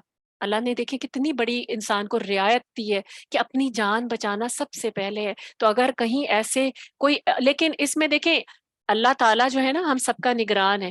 بعض لوگ کیا کرتے ہیں کہ وہ کہتے ہیں کہ یہاں پہ تو حکم دیا گیا ہے، بعض لوگ یہ کریں کہ چلو کوئی دیکھ نہیں رہا اور کہا ہے کہ کچھ اور مجھے مل نہیں رہا، حت الوسع کوشش کرے کہ حرام کھانا نہ پڑے۔ یہ صرف انتہائی کنڈیشن ہے جو اللہ تعالیٰ نے بتائی ہے کہ ایسی صورت میں انسان کھا سکتا ہے، بجائے اس سے کہ کھائے بغیر مر جائے۔ تو اس لیے جو ہے نا وہ اس صورت میں صرف کھایا جا سکتا ہے۔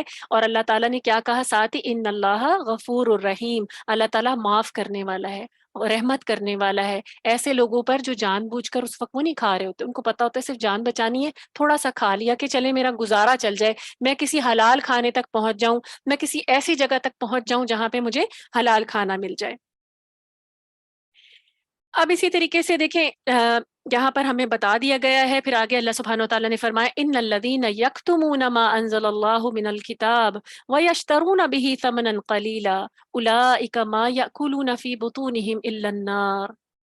یہاں پہ اللہ سبحانہ و تعالیٰ فرماتے ہیں آگے کہ جو لوگ ان باتوں کو چھپاتے ہیں جو اللہ تعالیٰ نے اپنی کتاب میں نازل کی ہیں، اور اس کام کے عوض تھوڑا سا دنیا کا فائدہ اٹھا لیتے ہیں، یہ لوگ دراصل اپنے پیٹ میں آگ بھر رہے ہیں۔ قیامت کے دن اللہ تعالیٰ نہ تو ان سے کلام کرے گا اور نہ ہی انہیں گناہوں سے پاک کرے گا۔ اب یہاں پہ کتمان حق کی بات ہو رہی ہے۔ حق کو چھپانے کی بات ہو رہی ہے کہ اللہ تعالیٰ نے کتاب میں حلال حرام حکم کیا ہے، کس چیز کو کرنا ہے، کس چیز کو نہیں کرنا، اگر یہ کر لیا تو اس کی سزا کیا ہے، اللہ نے ہر چیز واضح کر دی۔ تو یہاں کتمان حق کیا کن کے لیے کہا گیا؟ کہ جو لوگ کتاب کو پڑھ لیتے ہیں، اس کے بارے میں اچھا فہم حاصل کرتے ہیں، وہ لوگ اگر اللہ کی کتاب میں سے باتوں کو چھپاتے ہیں، کیوں چھپاتے ہیں؟ وجہ بھی بتا دی کہ وہ دنیا کا فائدہ اٹھانا چاہتے ہیں، وہ چاہتے ہیں کہ دنیا میں خوش، اب فرض کریں دیکھیں غلط فتوے دے دیے جائیں کہ عام طور پہ لوگ یہی کرتے ہیں کہ میں مشہور ہو جاؤں، میں بڑا اچھا اسکالر کہلواؤں، اور میں کہہ دوں کہ ہاں یہ بھی جائز ہے، اسلام میں اس کی بھی گنجائش نکلتی ہے۔ عام طور پہ لوگ کیا کرتے ہیں، جہاں اللہ نے منع کر دی کسی چیز کو، اس میں گنجائشیں نکالنے کی کوشش کرتے ہیں، اور ہمارے ارد گرد ایسے بہت سے لوگ ہیں۔ تو کرنا کیا ہے کہ ادھر ادھر جانے اور گنجائشیں نکالنے والے لوگوں کے پاس پہنچنے کے بجائے حق کتاب کو خود کھولا جائے، خود پڑھا جائے، اور جہاں پر اللہ کا حکم واضح نظر آئے تو پھر اس کو حکم کو پورا کیا جائے، اور کتمان حق ایسا جو حق کو چھپانے والے ہیں ان سے دور رہا جائے۔ تو دیکھیں آیت نمبر 159 میں بھی اللہ سبحانہ وتعالیٰ نے سورۃ بقرہ کی میں اسی مضمون کو دہرایا تھا، اور بتایا گیا ہے کہ کتمان حق کا ایک پہلو یہ ہے کہ جو پیشوا قسم کے ممبر پہ بیٹھنے والے لوگ ہیں، وہ اس کے عوض کچھ نہ کچھ دنیاوی فائدہ اور مال و دولت حاصل کر لیتے ہیں۔ یعنی پہلے بھی ایسے ہوا کرتا تھا، یہود کے دور میں بھی، آج بھی ایسا ہوتا ہے کہ ہمیں ہماری مرضی کا فتویٰ دے دیں۔ عام طور پہ دیکھیں کہیں پر کسی نے عام طور پہ نکاح اور جو طلاق ہے ان کے معاملات میں بھی ایسا ہوتا ہے کہ اپنی مرضی کا فتویٰ لینا، کہیں پر کوئی غلط کام کر لیا ہے، کوئی زنا کر لیا، اپنی مرضی کا فتویٰ لینا کہ کسی طریقے سے ہمارے مطلب کی بات جو ہے ہمیں بتا دیں، تو لوگ کیا کرتے ہیں کہ ہمیں چند پیسے مل جائیں تو ایسا فتویٰ یا ایسی گنجائشیں نکالنا شروع کر دیتے ہیں کہ ہاں یہ بھی ہو سکتا ہے، اس میں یہ بھی ہو سکتا ہے۔ تو اللہ سبحانہ تعالیٰ نے کیا کہا کہ ایسے لوگ جو ہیں، ایک تو یہ خود بھی گمراہ ہیں اور یہ دوسروں کو بھی گمراہ کرتے ہیں۔ تو اللہ تعالیٰ نے پھر ان کے لیے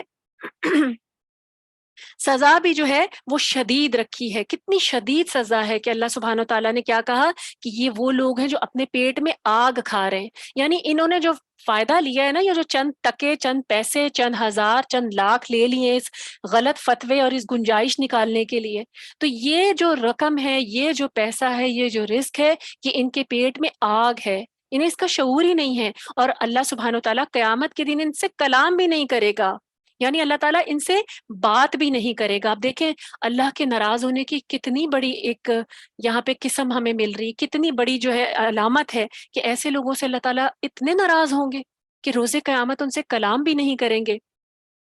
فقہا کہتے ہیں کہ جن کاموں سے متعلق یہ مذکور ہو، یعنی جن کاموں سے متعلق قرآن میں یہ کہا گیا ہے نا کہ اللہ تعالیٰ ان سے کلام نہیں کریں گے، یا ان کی طرف دیکھیں گے بھی نہیں، یا انہیں پاک نہیں کریں گے، تو ایسے تمام کام کبیرہ گناہ ہوتے ہیں۔ تو اب ہمیں یہاں کون سا کبیرہ گناہ مل رہا ہے کہ حق بات کو چھپا لیا جائے؟ اب اس میں میرے لیے اور آپ کے لیے عمل کا پہلو کیا ہے کہ مجھے اور آپ کو جب بھی اللہ کے کلام میں سے، اللہ کی کتاب میں سے حق بات پتہ چلتی ہے، خود بھی اس پہ عمل کریں۔ خود بھی ایسا نہ ہو کہ آپ کہیں کہ نہیں یہ تو مجھے تو پہلے پتہ نہیں تھی لیکن چلو پتہ چل گئی ہے، یہ صرف علم کی حد تک نہ رہے، آپ نے خود بھی اس پر عمل کرنا ہے اور اسے آگے بھی پہنچانا ہے، اس حق کو، اور اس کے لیے کبھی فائدہ جو ہے وہ حاصل نہیں کرنا، کیونکہ یہ کبیرہ گناہ ہے۔ تو دیکھیں مسلمانوں کی ایک کثیر تعداد تو دیکھیں ایسی ہوگی، نبی صلی اللہ علیہ وسلم کے حدیث سے ہمیں پتہ چلتا ہے کہ مسلمانوں کی ایک کثیر تعداد تو ایسی ہوگی جنہیں اللہ تعالیٰ دوزخ میں داخل کریں گے تاکہ وہ گناہوں سے پاک صاف ہو جائیں یعنی انہوں نے جو گناہ کیے ہیں ان کو جہنم میں ڈالا جائے گا جب تک کہ ان کے گناہ جو ہیں وہ پاک ختم نہ ہو جائیں، ان کے کچھ عرصے کی سزا ہوگی۔ اللہ تعالیٰ ہمیں اس سے محفوظ رکھے کہ ہم تھوڑی دیر کے لیے بھی جہنم کی آگ کو دیکھیں۔ تو اللہ تعالیٰ نے یعنی حدیث سے پتہ چلتا ہے کہ مسلمان جائیں گے اور وہاں سے پاک صاف ہو کر آئیں گے، لیکن کچھ گناہ ایسے بھی ہیں کہ دوزخ کی آگ سے صاف نہیں ہوں گے، ان میں شرک بھی ہے۔ اور اب یہاں پہ ہمیں پتہ چل گیا اللہ تعالیٰ نے کیا کہا کہ اللہ تعالیٰ انہیں پاک نہیں کرے گا، ایسے لوگوں کو جہنم میں ڈال کے پاک نہیں کیا جائے گا۔ کیوں؟ کیونکہ وہ دوسروں کو اللہ کی کتاب سے گمراہ کر کے آئے تھے، غلط پیغام پہنچایا تھا، حق چھپا لیا تھا، حق واضح نہیں کیا تھا کہ کہیں میرا جو نام ہے وہ کم نہ ہو جائے۔ دیکھیں عام طور پہ کیا ہوتا ہے جب ہم حق بیان کرتے ہیں نا، تو اگر کوئی اس حق کو ماننے والا نہ ہو، اس پر چلنے والا نہ ہو، یا اس کا نظریہ وہ نہ ہو، تو اسے ہماری بات بھی بری لگتی ہے، اسے ہمارا وہ کلام بھی برا لگتا ہے کیونکہ وہ اس کے نظریے سے ٹکرا رہا ہوتا ہے. لیکن میرا اور آپ کا کام یہ نہیں ہے کہ اگر کسی کو وہ بات غلط لگ رہی ہے جو کہ اللہ نے کہی ہے تو میں اور آپ اسے بتانا چھوڑ دیں. میرا اور آپ کا کام یہ ہے کہ میں اور آپ حق سمجھیں اور اسے آگے بتائیں، اس بات کی پرواہ کیے بغیر کہ کوئی کیا نظریہ رکھتا ہے. کیونکہ میں نے اور آپ نے کتمان حق نہیں کرنا صرف اس لیے کہ میں اور آپ اچھے کسی کے گڈ بکس میں رہیں، صرف اس لیے کہ کسی کو برا نہ لگ جائے، صرف اس لیے کہ کوئی میرے ارد گرد ناراض نہ ہو جائے. میری فیملی میں بہت سارے ایسے لوگ ہمارے ارد گرد ہوتے ہیں جن کو ہم حق بتاتے ہیں تو وہ ناراض ہونا شروع ہو جاتے ہیں کہ تم نے یہ کیا نئی بات بتانی شروع کر دی ہے. اللہ کے کلام کی بات، اللہ کی بات جو ہے اگر کسی کے لیے نئی بھی ہے لیکن آپ اسے حکمت کے ساتھ ضرور پہنچائیں، اس بات کی پرواہ کیے بغیر کہ وہ ناراض ہو جائیں گے. وہ اللہ کی ناراضگی سے بہت بہتر ہے اللہ ناراض ہو جائے اور روز قیامت ہمیں پاک نہ کرے، ہمیں اللہ سبحانہ و تعالی ہم سے کلام نہ کرے، یہ اس سے کہیں بہتر ہے کہ دنیا والے ہم سے ناراض ہو جائیں. تو حق کو واضح کرنا جو ہے مجھ پر اور آپ پر لازم ہے. پھر فرمایا اولئک الذین اشتروا الضلالۃ بالہدی والعذاب بالمغفرہ فما اصبرهم علی النار.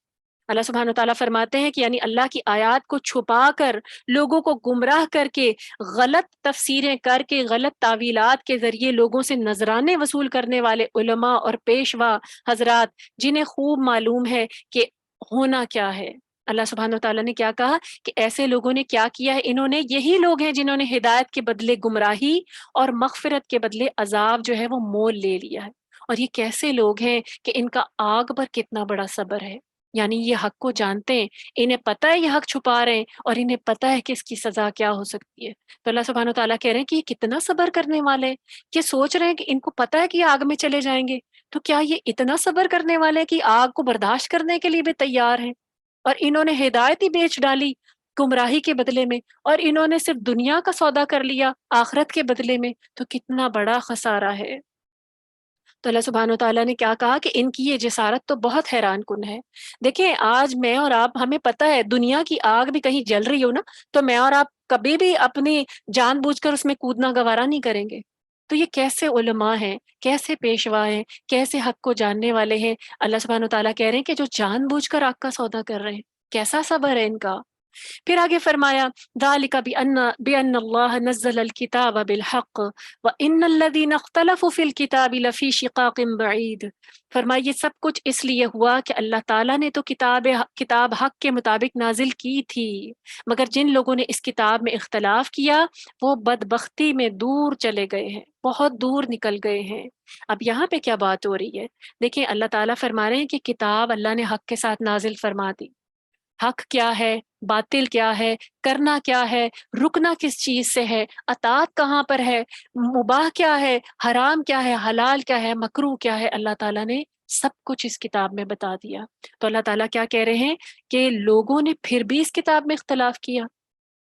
اب کتاب سے دیکھیں اختلاف امت اور فرقہ پرستی جو ہے نا، جو لوگ کتاب پر جمع نہیں ہوتے نا وہ فرقہ واریت کا شکار ہو جاتے ہیں. جو اس کتاب کو نہیں تھامتے نا، اسی لیے اللہ تعالیٰ نے اس کو کہا ہے، ہم سب نے وہ حدیث پڑھ رکھی ہے کہ یہ اللہ کی کتاب اس کی رسی ہے، تو اس کو مضبوطی سے اللہ تعالیٰ نے کہا ہے نا وَاعْتَصِمُوا بِحَبْلِ اللَّهِ وَلَا تَفَرَّقُوا، کہ اللہ کی رسی کو مضبوطی سے پکڑو. مضبوطی سے پکڑنا کیا ہے؟ یعنی اپنی گرپ مضبوط کر لینا نہیں، اس کے احکام پہ مضبوطی سے جم جانا. ولا تفرقوا، کہ فرقہ واریت میں نہ پڑو. تو دیکھیں جب انسان کتاب کے حق سے دور چلا جاتا ہے نا پھر وہ فرقہ واریت میں پڑ جاتا ہے. تو اس آیت میں اللہ تعالیٰ نے ایک بہت بڑی حقیقت سے مجھے اور آپ کو مطلع فرمایا ہے، بتایا ہے کہ یہ لوگ جو اختلاف کرتے ہیں، مختلف فرقوں میں بٹ جاتے ہیں، تو اس کی وجہ یہ نہیں ہوتی کہ حق ان پہ چھپا ہوا ہے، بلکہ اصل وجہ ان کی باہمی ضد ہوتی ہے. اور حقیقتاً ایسا ہے، حق چھپا ہوا تو نہیں ہے. کوئی بھی کتاب کھول لے، دیکھیں کسی بھی فرقے سے تعلق رکھنے والا کوئی بھی مسلمان قرآن مجید کھولے تو کیا اس کو کہیں کچھ اور نظر آئے گا لکھا ہوا؟ تو یہ کیسے ہو سکتا ہے کہ ایک کتاب کے اتنے سارے فرقے بٹ جائیں؟ تو اللہ سبحانہ و تعالیٰ نے یہاں پہ ہمیں بتا دیا کہ یہ اختلاف کرنے والے بدبختی میں دور نکل گئے ہیں. کیوں؟ کیونکہ آپس میں ضد ہے، اور اس ضد میں ہی پھر وہ دور تک چلے جاتے ہیں. ان کی ضد انہیں واپس نہیں آنے دیتی، ان کی ضد انہیں حق کو ماننے نہیں دیتی. تو چنانچہ آپ دیکھیں، خود دیکھ لیں کہ اسلام میں جتنے فرقے پیدا ہوئے ہیں سب اپنے حق میں کتاب اور سنت سے ہی استدلال کرتے ہیں. اگر آپ اہل تشیع کو دیکھیں، اہل سنت کو دیکھیں، اہل حدیث کو دیکھیں، کسی بھی فرقوں کو دیکھ لیں، آپ کسی فرقے کا بھی نام لے لیں، جب وہ اپنے کسی دین کے کسی بھی معاملے کی رہنمائی میں استدلال کرتے ہیں تو کتاب و سنت سے ہی کرتے ہیں، لیکن فرق کیا ہے پھر؟ فرقے کیسے بن گئے پھر؟ کیوں؟ کیونکہ اس میں کہیں نہ کہیں فقہی معاملات میں اختلاف کرتے کرتے ضد اتنی پکی ہو گئی کہ نہیں، میں نے یہی طریقہ استعمال کرنا ہے، نہیں ہمارا یہی طریقہ ہے، ہم تو نہیں مانیں گے، اور پھر ضد انسان کو اتنی دور لے جاتی ہے کہ وہ ایک فرقے کی شکل میں بٹ جاتا ہے۔ اور دیکھیں استدلال عام طور پر غلط ہی ہوتا ہے اور کبھی صحیح بھی ہو جاتا ہے، لیکن استدلال کے اختلاف میں رواداری کے بجائے جب ضد پیدا ہو جائے، اب دیکھیں قرآن مجید ایک ہے، ہمارے نبی صلی اللہ علیہ وآلہ وسلم ایک ہیں، ان کی احادیث کی جو کتابیں ہیں وہ بھی ہمارے سامنے ہیں، جو مستند کتابیں ہیں، تو پھر کیا وجہ ہے کہ ہم فقہی مسائل میں الجھ کر فرقہ واریت کا شکار ہو گئے؟ اور پھر جب کسی کو کوئی سچ بات بتائی جاتی ہے تو وہ کہتا ہے نہیں، میں نے تو شروع سے یہی سنی ہے، میں تو نہیں مانوں گی، یہ مجھے غلط بتا رہے ہیں۔ تو آپ حق کے لیے کتاب اٹھائیں، اللہ تعالیٰ نے کتاب میں واضح ساری چیزیں بتا دی ہیں، تو اللہ تعالیٰ خود ہی فرما رہے ہیں یہاں پہ کہ کتاب تو اللہ نے حق کے مطابق نازل کی تھی، لیکن یہ خود ہی اختلاف میں دور نکل گئے ہیں۔ تو دیکھیں غلط استدلال کرنے کی وجہ سے ہر نئے فرقے کی ابتدا ہو جاتی ہے، اور واضح رہے کہ ہر گمراہ فرقے کی بنیاد یا تو کسی شرکیہ عقیدے پر ہوتی ہے، یعنی کہیں پہ کسی آیت کا غلط مطلب لے کر وہاں پہ شرک جو ہے وہ اس میں شامل ہو جاتا ہے، یا پھر کسی غلط بدعی عقیدے اور عمل پر ہوتی ہے، اور پھر انسان کیا کرتا ہے، اپنے غلط نظریے کو کھینچ تان کر کتاب اور سنت سے درست ثابت کرنے کی کوشش کرتا ہے۔ اب دیکھیے مجھے اور آپ کو کیسے پتا کہ میں اور آپ جو ہیں وہ صحیح عقیدے پر ہیں کیا نہیں؟ میں اور آپ جو ہیں وہ صحیح جو رائے ہے وہ رکھتے ہیں یا نہیں؟ تو اس کا آسان سا پیمانہ جو ہے وہ یہ کتاب اور سنت ہے۔ قرآن کی جو بہت بڑی بہترین تفسیر ہے نا، وہ نبی صلی اللہ علیہ وسلم کی احادیث کرتی ہیں۔ تو بجائے اس سے کہ یہاں وہاں جانے اور اختلاف میں گمراہ ہونے کے، کیا کرنا چاہیے؟ مجھے اور آپ کو کیا کرنا چاہیے؟ کیسے میں اور آپ پتہ کریں کہ واقعی ہم صحیح سوچ رہے ہیں؟ کیا ہم نے صحیح شریعت کے اس معیار کو ہم نے تھاما ہے، ہم اسی پہ چل رہے ہیں جو اللہ سبحانہ و تعالیٰ ہم سے مطالبہ کر رہے ہیں، جو نبی صلی اللہ علیہ وسلم ہمیں سکھا کے گئے؟ تو اس کے لیے آپ نے کرنا کیا ہے کہ کتاب کو خود پڑھنا سمجھنا ہے، اور نبی صلی اللہ علیہ وسلم کی احادیث کا مطالعہ، سیرہ حدیث کا مطالعہ کرنا ہے خود، صحیح احادیث کا، تاکہ آپ کو مجھے اور آپ کو کوئی گمراہ نہ کر سکے۔ اور اس کے لیے سب سے پہلی بات یہ کہ دل میں طلب رکھ کے دعا بھی کرنی ہے۔ دیکھیں نبی صلی اللہ علیہ وسلم کی حدیث کا مفہوم ہے کہ تم میرے بعد بہت سا اختلاف دیکھو گے، اور جب اختلاف بہت بڑھ جائے تو پھر جو میرے بعد جو اختلاف میں جو ہدایت پر قائم رہنے والے لوگ ہوں گے، وہ وہی لوگ ہوں گے جو کتاب اور سنت کو مضبوطی سے تھام لیں گے۔ تو کتاب اور سنت کو تھامنا ہے، پھر میں اور آپ اختلاف میں بھی نہیں پڑیں گے۔ اور حقیقت ہے کہ اگر آج ہم سارے لوگ کتاب کو سمجھ جائیں، اس قرآن کو سمجھ جائیں، تو یہ فرقہ واریت کا خاتمہ ہو جائے گا۔ لیکن ہوتا کیا ہے کہ جن لوگوں کا کاروبار چمک رہا ہے نا اس سے، وہ لوگوں کو اس طرف آنے ہی نہیں دیتے، وہ لوگوں کو قرآن سمجھنے نہیں دیتے، اور لوگ بھی دنیا داری میں اتنے مصروف ہیں کہ انہی سے پوچھ کے کام چلا لیتے ہیں کہ ٹھیک ہے اس نے بتا تو دیا، اس کا مسئلہ اس سے پوچھ لیں، اس کا مسئلہ اس سے پوچھ لیں، تھوڑا وقت لگائیں، کیونکہ دیکھیں دنیا کا وقت تو بڑا تھوڑا ہے، آخرت کا وقت اگر ہم دنیا داری میں لگ کر اور صرف کام چلانے سے گزار لیں گے تو کہیں آخرت میں اور آپ نقصان نہ اٹھا بیٹھیں۔ تو کرنا کیا ہے کہ کتاب کے حق کو خود پہچاننا ہے۔ پھر فرمایا، اب آیت بر شروع ہو رہی ہے، لیس البر ان تولوا وجوہکم قبل المشرق والمغرب ولکن البر من آمن باللہ والیوم الآخر والملائکة والکتاب والنبیین وآت المال على حبه ذوی القربى والیتامى والمساکین وابن السبیل والسائلین وفی الرقاب وأقام الصلاة وآت الزکاة والموفون بعهدهم إذا عاهدوا والصابرین فی البأساء والضراء وحین البأس اولئک الذین صدقوا واولئک هم المتقون۔ بہت ہی اہم آیت ہے، اس آیت کو آیت بر بھی کہا گیا ہے۔ اللہ سبحانہ وتعالیٰ فرماتے ہیں کہ نیکی یہ نہیں ہے کہ تم اپنا رخ مشرق یا مغرب کی طرف کر لو، بلکہ اصل نیکی تو یہ ہے کہ کوئی شخص اللہ پر، روز قیامت پر، فرشتوں پر، کتابوں پر اور نبیوں پر ایمان لائے، اور اللہ سے محبت کی خاطر اور مال کی محبت میں اپنا مال رشتہ داروں، یتیموں، مسکینوں، مسافروں، سوال کرنے والوں کو اور غلامی سے نجات کے لیے دے دے، اور نماز قائم کرے اور زکوٰۃ ادا کرے۔ یہ وہ نیک لوگ ہیں کہ جب عہد کرتے ہیں تو اسے پورا کرتے ہیں اور بدحالی، مصیبت اور جنگ کے دوران صبر کریں، ایسے ہی لوگ سچے ہیں اور یہی لوگ متقی ہیں۔ اب اللہ سبحانہ وتعالیٰ نے ایک بہترین آیت کے ذریعے ہمیں نیکی کی بہترین ڈیفینیشن دے دی ہے۔ کیا کہا؟ دیکھیں، تحویل قبلہ پر جھگڑا جب ہو رہا تھا نا، جب قبلے کی تحویل کی گئی تھی، تو یہود مدینہ نے تحویل قبلہ کے مسئلے کو مسلمانوں کے ساتھ جھگڑے کا ایک مستقل موضوع بنا لیا تھا۔ ہر وقت جھگڑتے رہتے تھے کہ تمہارا تو قبلہ بھی چینج ہو گیا، تم تو حق پہ ہی نہیں ہو۔ تو پھر یہ آیت نازل ہوئی جس میں اللہ تعالیٰ نے وضاحت فرمائی کہ مشرق یا مغرب کی طرف منہ کرنا کوئی ایسی نیکی نہیں ہے جس پر نجات اخروی یعنی آخری نجات کا دار و مدار ہو، بلکہ نیکی کے اصل بڑے بڑے کام تو اور ہیں، اور وہ ایسے کام ہیں جن میں اکثر کی ادائیگی میں یہود جو تھے وہ قاصر تھے یا کوتاہی کر جاتے تھے، ڈنڈیاں مار جاتے تھے۔ تو پہلے تو دیکھیں اللہ سبحانہ وتعالیٰ نے ایمان بالغیب کے انواع بتائیں، یعنی ایمان بالغیب کے بارے میں بتایا کہ غیب میں ہم نے کس کس چیز پر ایمان لانا ہے، اللہ پر، آخری دن پر۔ میں نے اور آپ نے اللہ کو نہیں دیکھا۔ اور جو دیکھیں آج کے جو ملحد لوگ ہیں وہ کہتے ہیں نا ہر چیز ہونی چاہیے دلیل ہو، تو اللہ تعالیٰ مجھ سے اور آپ سے ایمان بالغیب کا مطالبہ کر رہے ہیں اس آیت میں بھی کہ جو اللہ پر آخری دن پر ایمان لائے۔ میرا اور آپ کا ایمان ہے کہ آخری ایک دن ہے، تبھی تو ہم اچھے اور برے عمل سے بچتے ہیں اور نیکیاں کرتے ہیں۔ مومن کا یہ ایمان ہونا اس کے لیے ضروری ہے، اور فرشتوں پر اور کتابوں پر اور انبیاء پر۔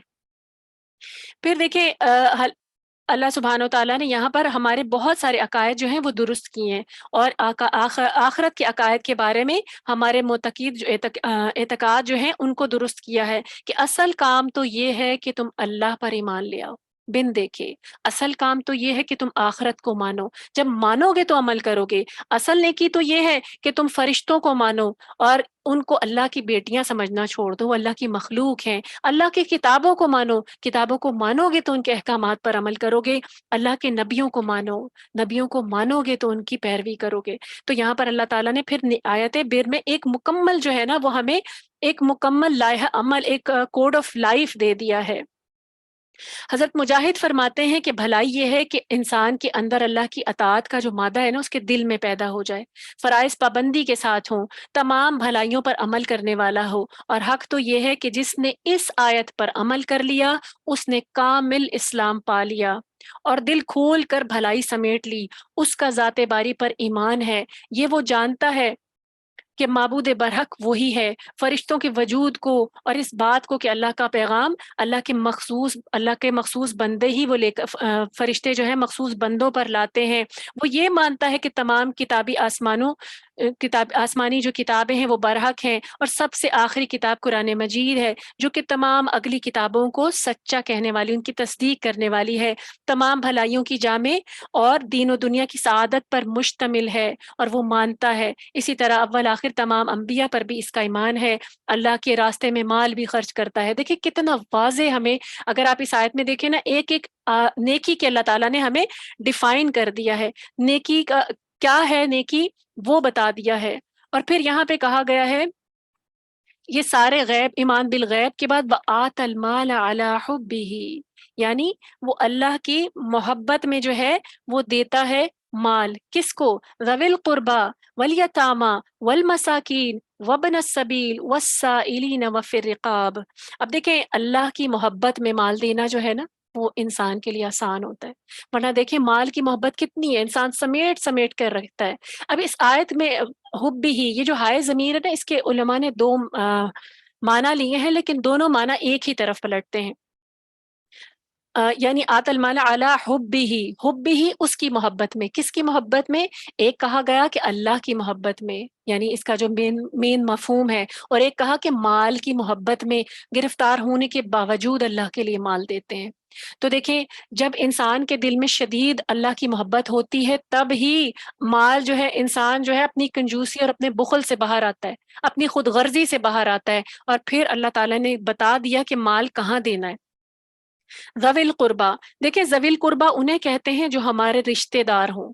تو صدقہ دیتے وقت ہمیں کیا کرنا ہے کہ دوسروں پر ان کو مقدم رکھنا ہے۔ حدیث میں ہے کہ مسکین کو دینا اکہرا ثواب ہے، یعنی ایک ثواب ہے کہ آپ مسکین کو کسی کو صدقہ دیں گے، اور قرابت دار مسکین کو دینا دینا دوہرا ثواب ہے. یعنی اگر آپ وہی نیکی وہی صدقہ اپنے کسی قریبی قرابت دار کو دے دیں گے, رشتہ دار کو دے دیں گے جو اس کا مستحق ہے, تو آپ کو ڈبل اجر ملے گا.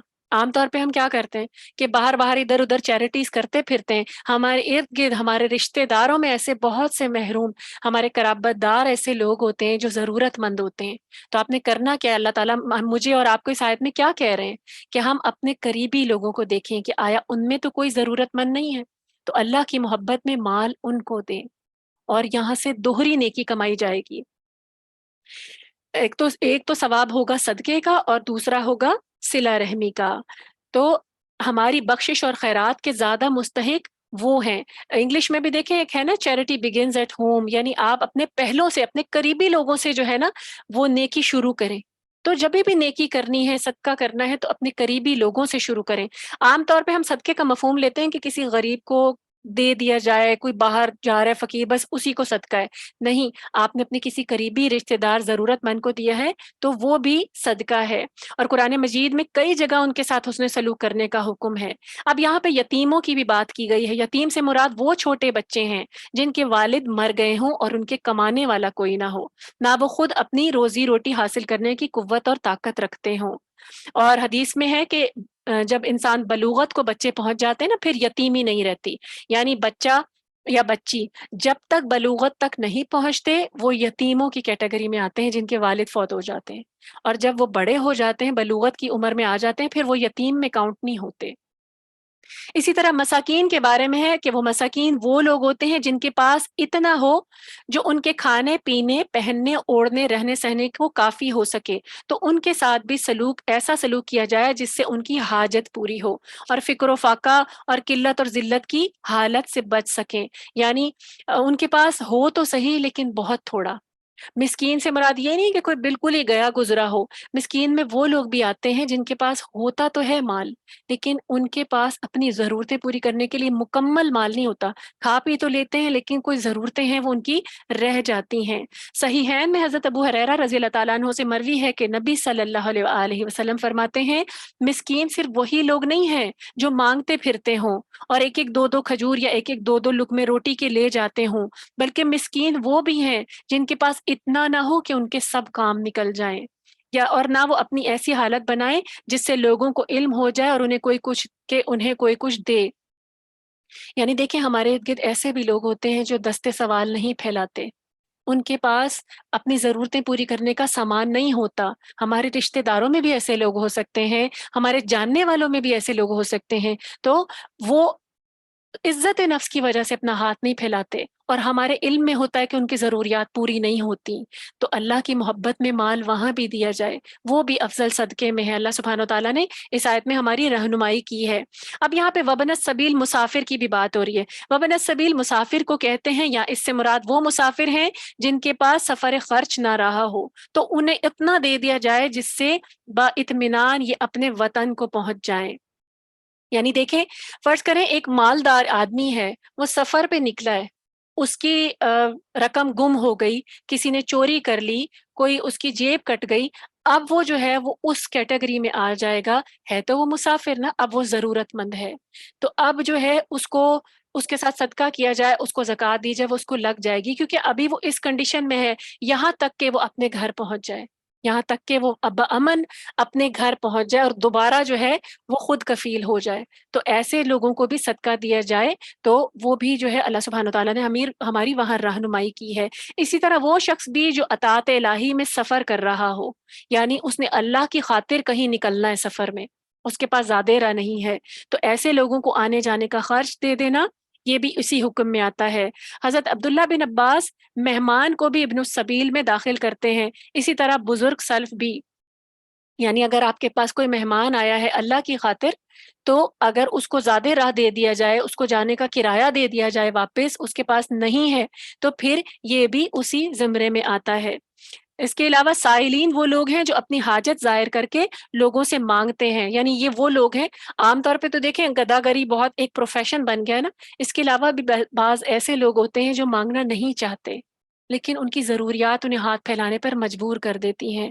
تو یہ سائلین ہیں، سوال کرنے والے، سائل سوال کرنے سے نکلا ہے، تو جو سوال کر لیں تو انہیں بھی صدقہ زکوٰۃ دے دینا چاہیے۔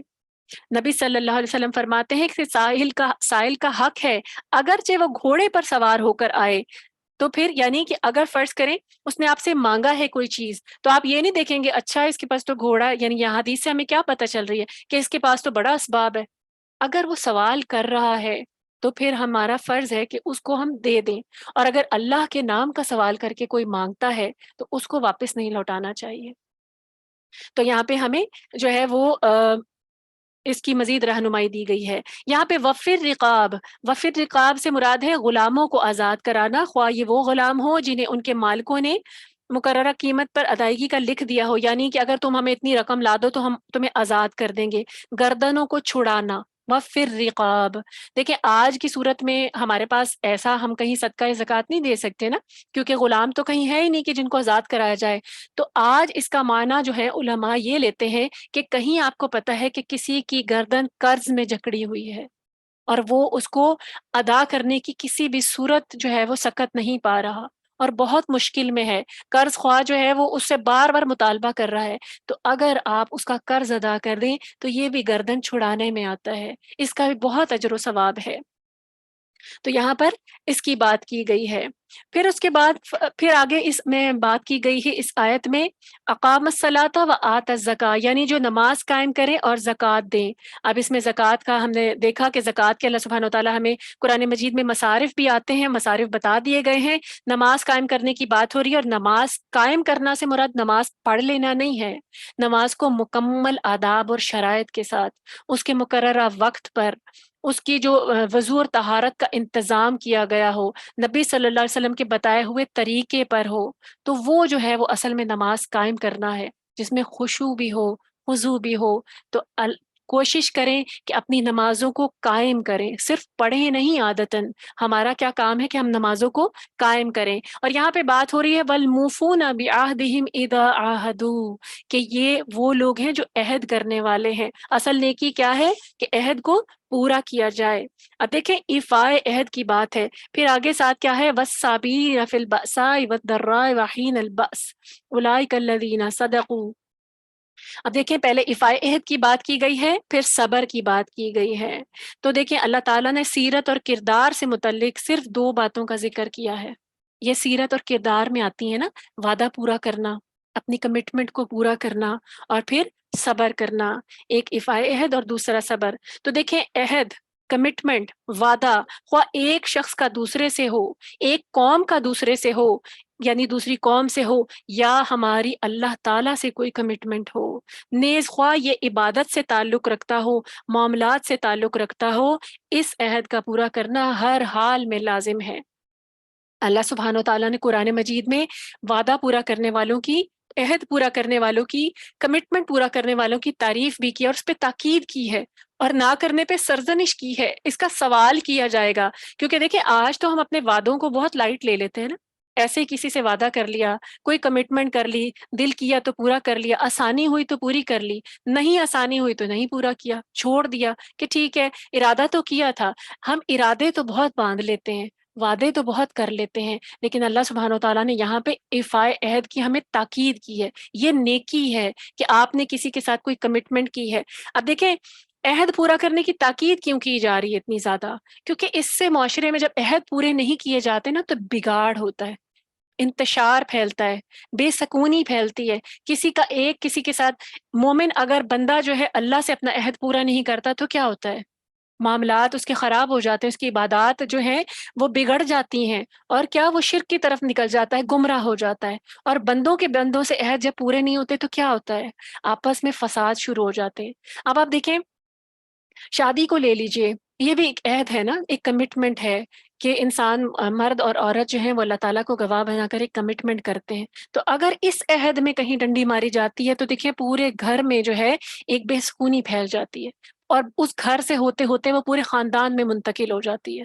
اسی طریقے سے اگر آپ نے کہیں کسی سے، نبی صلی اللہ علیہ وآلہ وسلم بے حد وعدے کو پورا کرنے والے تھے، اور اگر کوئی ان سے وعدہ کر لیتا تو خواہ ان کو، اگر کوئی وعدہ کر کے گیا ہے کہ اس جگہ پر فلاں وقت میں آئے گا، اور وہ شخص خواہ کتنی ہی دیر لگا دیتا، نبی صلی اللہ علیہ وسلم اپنے وعدے کے مطابق اس جگہ پہ پہنچتے تھے، چاہے کتنی ہی دیر کھڑے رہنا پڑے۔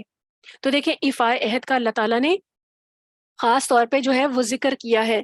اور اس کے علاوہ دیکھیں ایفائے عہد جب انسان کرتا ہے نا، وعدہ پورا کرتا ہے، تو اس میں کئی قسم کی مشکلات بھی پیش آ سکتی ہیں وعدہ پورا کرنے میں، تو اس کے ساتھ ہی یہاں پہ صبر کا بھی حکم دے دیا گیا ہے۔ اور یہاں پہ بات کی گئی اس آیت میں کہ صبر کب کرنا ہے، فی البأساء والضراء وحین البأس۔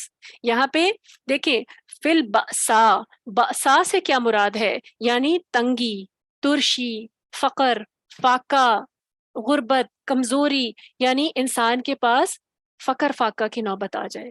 تو یہاں پہ اللہ سبحانہ وتعالیٰ نے ہمیں آیت بر میں کیا کہا ہے کہ یہاں صبر کرنا نیکی ہے۔ کیونکہ دیکھیں اگر کسی کے رزق میں کوئی تنگی ہے تو یہ اللہ سبحانہ وتعالیٰ کا فیصلہ ہے نا۔ اگر انسان اس پر راضی نہیں رہتا، واویلا کرتا ہے، اور پھر صبر کرنے کے بجائے اس کمی کو پورا کرنے کے لیے کہیں ناحق کسی کا مال غصب کرتا ہے، چوری کرتا ہے، ڈاکہ ڈالتا ہے، کسی سے کھینچتا ہے، کوئی بھی چیز کرتا ہے، کوئی غلط ذرائع اختیار کرتا ہے، تو پھر یہ گناہ ہے۔ تو اللہ سبحانہ وتعالیٰ نے کیا کہا کہ فی البأساء، ایسے حالت میں بھی صبر کرنا ہے۔ دوسرا ہے ذرا، یہ کون سی قسم ہے ذرا؟ اس کا معنی ہے کہ انسان کے اوپر کوئی جسمانی تکالیف آ جائے، کوئی بیماری آ جائے۔ تو دیکھیں اس کا بھی ہم سب کہیں نہ کہیں اپنی زندگیوں میں مشاہدہ کرتے ہیں نا، کوئی چھوٹی کوئی بڑی بیماری آ جاتی ہے، تو اللہ سبحانہ وتعالیٰ نے ہم سے کیا مطالبہ کیا ہے کہ ایسے جو نیک لوگ ہیں، نیکی کیا ہے کہ ایسے موقع پر صبر کیا جائے، کیونکہ جو بیماری آتی ہے وہ بھی اللہ سبحانہ وتعالیٰ کے اذن سے آتی ہے۔ ایسا نہیں ہو سکتا کہ بعض اوقات تو دیکھیں ہم اپنی خود لاپرواہیاں کر جاتے ہیں، لیکن وہ چیز ہمارے لیے لکھی ہوتی ہے۔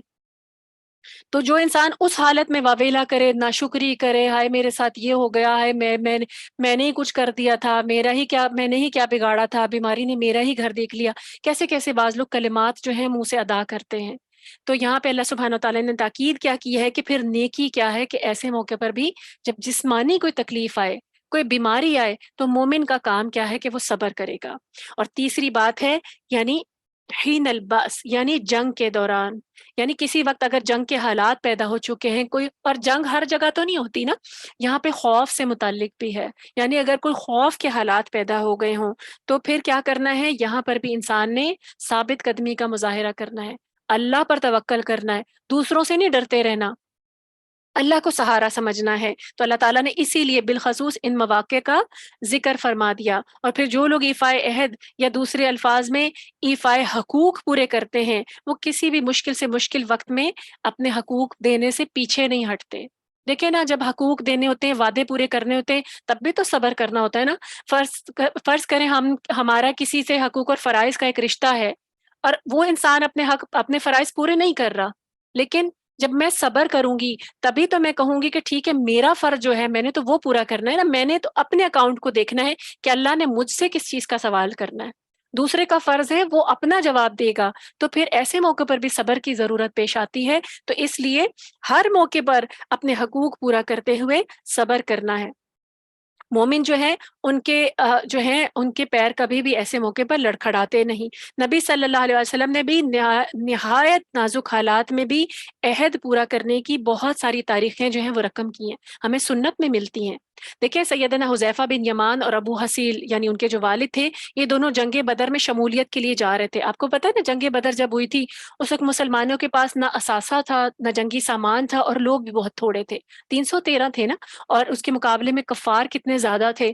تو جب وہ آ رہے تھے نا جنگ کے لیے، جنگ بدر کے لیے، تو راستے میں قریش مکہ کے ہتھے چڑھ گئے، اور انہوں نے ان سے وعدہ لیا، عہد لیا کہ پھر ہم تمہیں اس صورت میں چھوڑیں گے کہ تم غزوہ بدر میں حصہ نہیں لوگے، یعنی ہمارے ساتھ ہمارے خلاف لڑو گے نہیں۔ اب کیونکہ انہوں نے وہاں سے ان سے وعدہ کر لیا، اب چونکہ چنانچہ یہ دونوں صحابی قریش سے چھٹکارا حاصل کر کے میدان بدر میں نبی صلی اللہ علیہ وسلم کے پاس پہنچ گئے، یعنی جان تو چھڑا لی کہ اچھا نہیں کریں گے، ہم تمہارے خلاف نہیں لڑیں گے بدر میں۔ پھر انہوں نے آ کے نبی صلی اللہ علیہ وسلم کو بتایا کہ ہم یہ وعدہ کر رہے ہیں وہاں پر، تو نبی صلی اللہ علیہ وسلم نے یہ نہیں کہا کہ وہ تو کافروں سے وعدہ تھا، نہیں چلو اب تم لڑو، ہمارے پاس پہلے ہی لوگ بہت کم تھے۔ نبی صلی اللہ علیہ وآلہ وسلم نے کیا کہا کہ ان دونوں کو واپس جانے کا حکم دیا، اور کیا کہا کہ تم دونوں اپنا عہد پورا کرو، اللہ ہماری مدد کرے گا۔ تو دیکھیں کتنی بڑی ایک مثال ہے کہ جب ایک ایک فرد کی ضرورت تھی اور وہ دونوں آئے تھے جنگ بدر میں لڑنے کے لیے، تو نبی صلی اللہ علیہ وسلم نے صرف عہد پورا کرنے کے لیے، اور وہ بھی ان کا عہد پورا کرنے کے لیے ان کو کہا کہ واپس چلے جاؤ۔ تو یہ جو چیزیں ہیں نبی صلی اللہ علیہ وسلم کی ہمیں سنت سے ملتی ہیں کہ نبی صلی اللہ علیہ وسلم اپنے وعدے کے پابند تھے، اور اللہ تعالیٰ نے بھی مجھے اور آپ کو تاکید کی ہے کہ جب بھی کوئی ایسی صورت ہو تو اپنا وعدہ پورا کرنا ہے، مشکل ہو، خواہ وہ جسمانی ہے، مالی ہے، صبر کرنا ہے، خوف کی ہے، کسی بھی صورت میں۔ اللہ تعالیٰ نے پھر ایسے لوگوں کی تعریف کی ہے کہ جو یہ نیکیاں کرنے والے نا، اس آیت میں جو ساری نیکیاں ذکر ہوئی ہیں، یہی لوگ سچے ہیں۔ سچے کیسے؟ سچ بول رہے ہیں؟ نہیں، یہاں سچ بولنے کی بات نہیں ہو رہی، یہاں سچ کی تصدیق کرنے کی بات ہو رہی ہے کہ اللہ کی طرف سے جو حق اور سچ آیا ہے نا، اس کی تصدیق کرنے والے ہیں، یہی لوگ سچے ہیں اور یہی لوگ متقی ہیں۔ ہم اپنے آپ کو متقی بھلے سمجھتے رہیں، اللہ تعالیٰ نے مجھے اور آپ کو ایک ڈیفینیشن دے دی ہے۔ میں اور آپ، میرے اور آپ کے عمل کا کام کیا ہے اس آیت کو پڑھ کر، کہ ہم اپنے آپ کو اس آیت کے پیمانے پر، اس کے معیار پر جانچیں کہ کیا واقعی ہم متقی ہیں، کیا واقعی ہم سچے ہیں۔ اللہ نے مجھے اور آپ کو نیکی کا جو مفہوم دیا ہے، صرف اور صرف قبلہ رخ ہو کر نمازیں پڑھ لینا، صرف یہ نیکی نہیں ہے، نیکی کا مفہوم بہت وسیع ہے۔ تو نیکی جس بھی میدان میں آپ کو ملتی ہے تو وہ کرنی ہے۔ چلیں یہیں تک ہم انشاءاللہ اس کو رکھتے ہیں، وقت ہمارا پورا ہو گیا ہے۔ انشاءاللہ ہم اللہ سبحانہ وتعالیٰ کی توفیق سے، اللہ تعالیٰ بشرط زندگی، باقی انشاءاللہ نیکسٹ ویک کنٹینیو کریں گے۔ اللہ سبحانہ وتعالیٰ سے دعا ہے کہ جو ہم نے پڑھا ہے، اللہ سبحانہ وتعالیٰ اسے حق کے ساتھ ہمارے دلوں پر جما دے، اسے ہمارے عملوں میں ڈال دے، اس کے مطابق اللہ سبحانہ وتعالیٰ ہمارا تزکیہ کر دے۔ اللہ تعالیٰ ہمیں اس قابل بنا دے کہ ہم اس کتاب کو حق کے ساتھ مضبوطی سے تھام لیں، ہر قسم کے تفرقے سے بچیں۔ اللہ نے جو حق، جو حکم اس میں نازل کیا ہے، ہر ایک پر ہم سمعنا و اطعنا کریں، اور حق کو ہم اپنی ہر خواہش سے، اپنی ہر عقل سے، اپنے ہر نظریے سے اوپر رکھیں، صرف حق کو مانیں، صرف حق پر چلیں اور صرف حق پہنچائیں۔ اللہ سبحانہ وتعالیٰ آپ سب کا آنا قبول فرمائے۔ ربنا تقبل منا انک انت السمیع العلیم وتب علینا انک انت التواب الرحیم۔ سبحانک اللہم وبحمدک، نشہد ان لا الہ الا انت، نستغفرک ونتوب الیک۔ السلام علیکم ورحمۃ اللہ وبرکاتہ۔